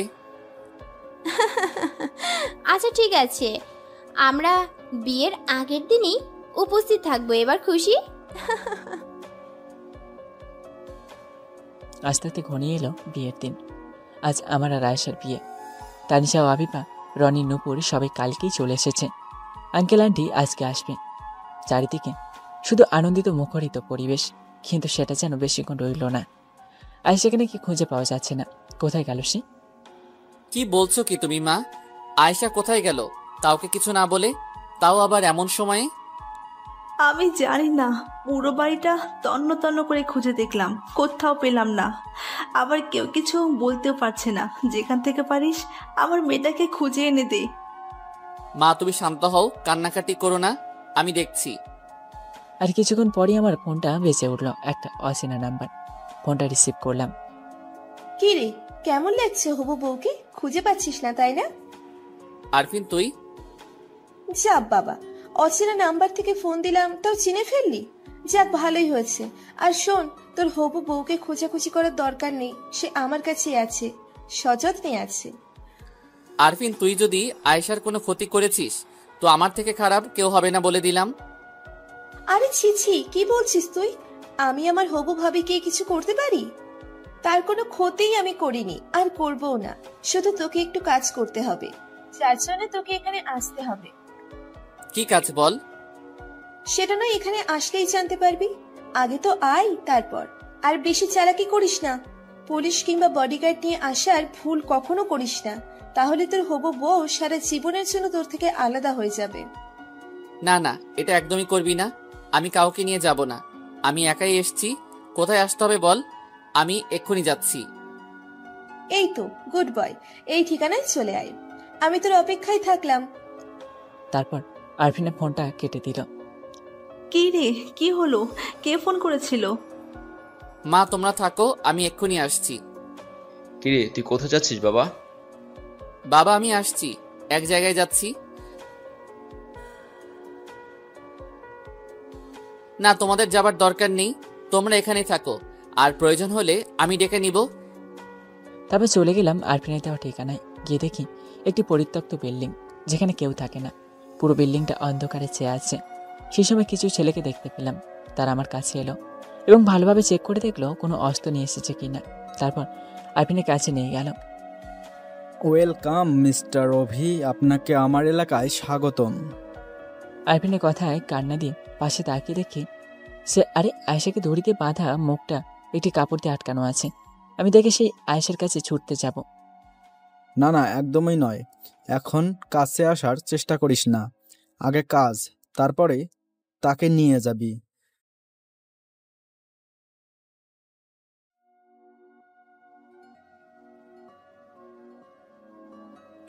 অভি, অভি তুই এসছিস? প্লিজ আমাকে এখান থেকে নিয়ে যা। হ্যাঁ হ্যাঁ, আমি তোকে যত দ্রুত সম্ভব এখান থেকে নিয়ে যাব। বল আরফিন, আমাকে কি করতে হবে? তোকে বেশি কিছু করতে হবে না, তুই শুধু তোর জায়গা থেকে পদত্যাগ করবি। আর এই নে তার কিছু কাগজ, এইগুলোতে সাইন করে দে। না অভি, এগুলোতে তুমি কিছুতেই স্বাক্ষর করো না। তুমি তোমার দেশের কথা ভেবে গরিব মানুষের কথা ভাবো। তুমি যদি পদত্যাগ করো তাহলে তাদের কি অবস্থা হবে ভেবে দেখেছো? প্লিজ। আমি যে কাজটিতে স্বাক্ষর করতে যাবো ঠিক সেই সময় গোলাগুলি শব্দ হয়। এগুলো কি হচ্ছে অভি? তুই আমার সাথে এভাবে গেম খেললি? কেন, এতে অন্যায়ের কি আছে? তুই আমার সাথে কতবার কি করতে গেছিস সেগুলো আমি সব কিছুই মনে রেখেছি। আর আমি জানতাম তুই এটা এমনই একটা কাজ করাবি যার জন্য আমি সবকিছু প্রস্তুতি নিয়ে রেখেছি। তুই কিন্তু এটা ঠিক করলি না, বলে দিলাম। তারপর আরফিন তার দলবল নিয়ে পালাতে চেষ্টা করলো, কিন্তু পুলিশ তাদেরকে ধরে ফেলে। শুধু আরফিন আর দু একজন তার সাথে পালাতে সক্ষম হয়। আমি আরফিনকে ধরার জন্য যেতে পারলাম না। এখানে আয়েশার এই অবস্থা, তাকে ছাড়া কিভাবে তার পিছু ধাওয়া করবো? তাই পুলিশরা গেলেন তাদের ধরতে। এদিকে আমি আয়েশাকে নিয়ে বাড়ি থেকে রওনা হলাম। আয়েশা আমাকে জড়িয়ে ধরে কেঁদে দিল। তুই যদি এখানে না আসতি তাহলে হয়তো আর ফিরে পেতি না। চুপ, একদম চুপ, আর এই কথা মুখে আনবি না। তুই কেন আসতে গেলি? যদি ওরা তোর কোনো ক্ষতি করে দিত? তোকে এত বড় বিপদে রেখে কিভাবে আমি চুপ করে থাকতে পারি বল? তোকে ছাড়া যে আমি অচল, তোকে কিছুতেই হারাতে দিতে পারি না আমি, সেটা যত বড়ই বিপদ হোক। আচ্ছা তুই বলতো, তোকে কিভাবে ওরা নিয়ে গেল বাড়িতে এত মানুষ থাকতে? আমাকে সাজিয়ে রেডি করে যখন তানিশা আপু বাইরে গেল, তখন আমার ফোনে একটি অচেনা নাম্বার থেকে ফোন আসে। আর আমি রিসিভ করলে বলে, তোর নাকি খুব বিপদ, আমাকে তাড়াতাড়ি যেতে বলে এবং বাড়ির কাউকে যেন না জানায় সেটা বারণ করেছে। তারপর সবার চোখকে ফাঁকি দিয়ে বাড়ি থেকে বের হয়ে আসি। তারপর একটি অটোতে উঠি। প্রথমে আমি চিনতে পারিনি, তারপর তার ফোনের কথোপকথনে বুঝতে পারলাম এটা তাদেরই লোক, কিন্তু আমি নামতে চাইলে ব্যর্থ হই। তারপর সে লোকটি আমাকে এখানে নিয়ে আসে। তারপর আমাকে কি যেন একটা স্প্রে মারে। তারপর আমি আর কিছু জানি না। যখন চোখ খুলি তখন তোকে সামনে দেখতে পাই। তুই কি পাগল? তুই যাচাই করে নিবি না অচেনা লোকটি সত্যি বলছে না মিথ্যা? আরে আমার যদি বিপদই হতো তাহলে সে কেন বাড়ির সবাইকে জানাতে নিষেধ করবে? এটা তোর ভাবা উচিত ছিল। আমি সেই পরিস্থিতিতে ছিলাম না। আমার শুধু একটা কথাই মাথায় ঘুরছিল, তোকে কিভাবে বিপদ থেকে রক্ষা করা যায়। কিন্তু আমি তো আর এত কিছু জানতাম না। আমাকে ক্ষমা করে দে, আমার জন্য তোকে এত কিছু ছুটোছুটি করা লাগলো, তাও আবার আজকের এই দিনে। আচ্ছা যা হবার হয়েছে সেটা নিয়ে আর চিন্তা বাড়িয়ে লাভ নেই, বাড়ি চল। তারপর অনেক ঝুট ঝামেলা শেষে আমাদের বিয়েটা হয়ে যায়। রাত্রের দিকে জানতে পারি পুলিশ নাকি আরফিন ও বাকি দুজনকে ধরতে সক্ষম হয়েছে। যাক, ভালোই হলো। 5 বছর পর এখন আমি এমপি থেকে স্বরাষ্ট্রমন্ত্রী হয়েছি। শুধুমাত্র নিজের দায়িত্বশীলভাবে কাজ করা ও সকল মানুষের ভালোবাসার মাধ্যমে মন্ত্রী হবার পর দেশের চিত্রটা অনেকটাই পাল্টে দিয়েছে, যেটা আমার ছোট থেকেই স্বপ্ন ছিল। আমি সবসময় চেয়েছিলাম আমাদের মতো গরিবদের যেন আর অনাহারে না মরতে হয়। গরিব, বেকার, শিক্ষিত যুবকদের চাকরির পিছনে বেশি ছোটাছুটি না করতে হয়। বাবাই তুমি কোথায়? আমরা তোমার জন্য কখন থেকে অপেক্ষা করছি, আর তুমি আসছো না। মামুনি, আমি একটু কাজে আটকে গেছি, প্লিজ তোমরা তোমার দাদু দাদি ও আম্মুর সাথে খেলা করো, আমি ঠিক চলে আসবো মা। তারপর মেয়েটা ফোনটা রেখে দিল। আপনাদের তো বলা হয়নি আমরা রায়েশের সন্তান হলো স্নিগ্ধ ও স্নিগ্ধা। আমাদের যমজ সন্তান হয়েছে। তা স্নিগ্ধা বায়না ধরেছে তাদের জন্য চিপস চকলেট নিয়ে যেতে। নিয়ে গেলাম। কলিং বেল বাজানোর সাথে সাথে দরজা খুলে দিল। বাব্বা, এত ফাস্ট কলিং বেল বাজাতে না বাজাতে দরজা খুলে দিলে।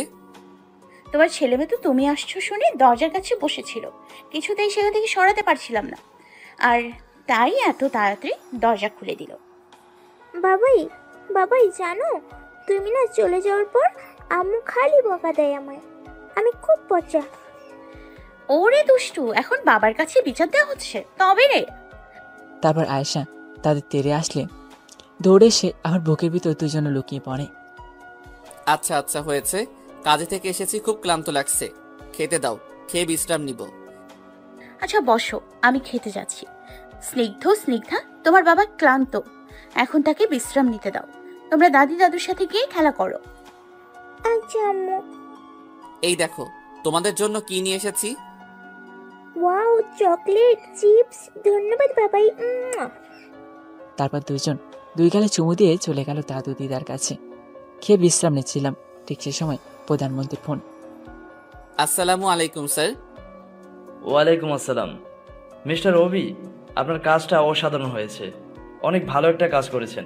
আপনার মতো কাউকে দলে পেয়ে ধন্য হয়ে গেছি। আশা করি সবসময় আপনার কাজটা দায়িত্বশীলভাবে করবেন।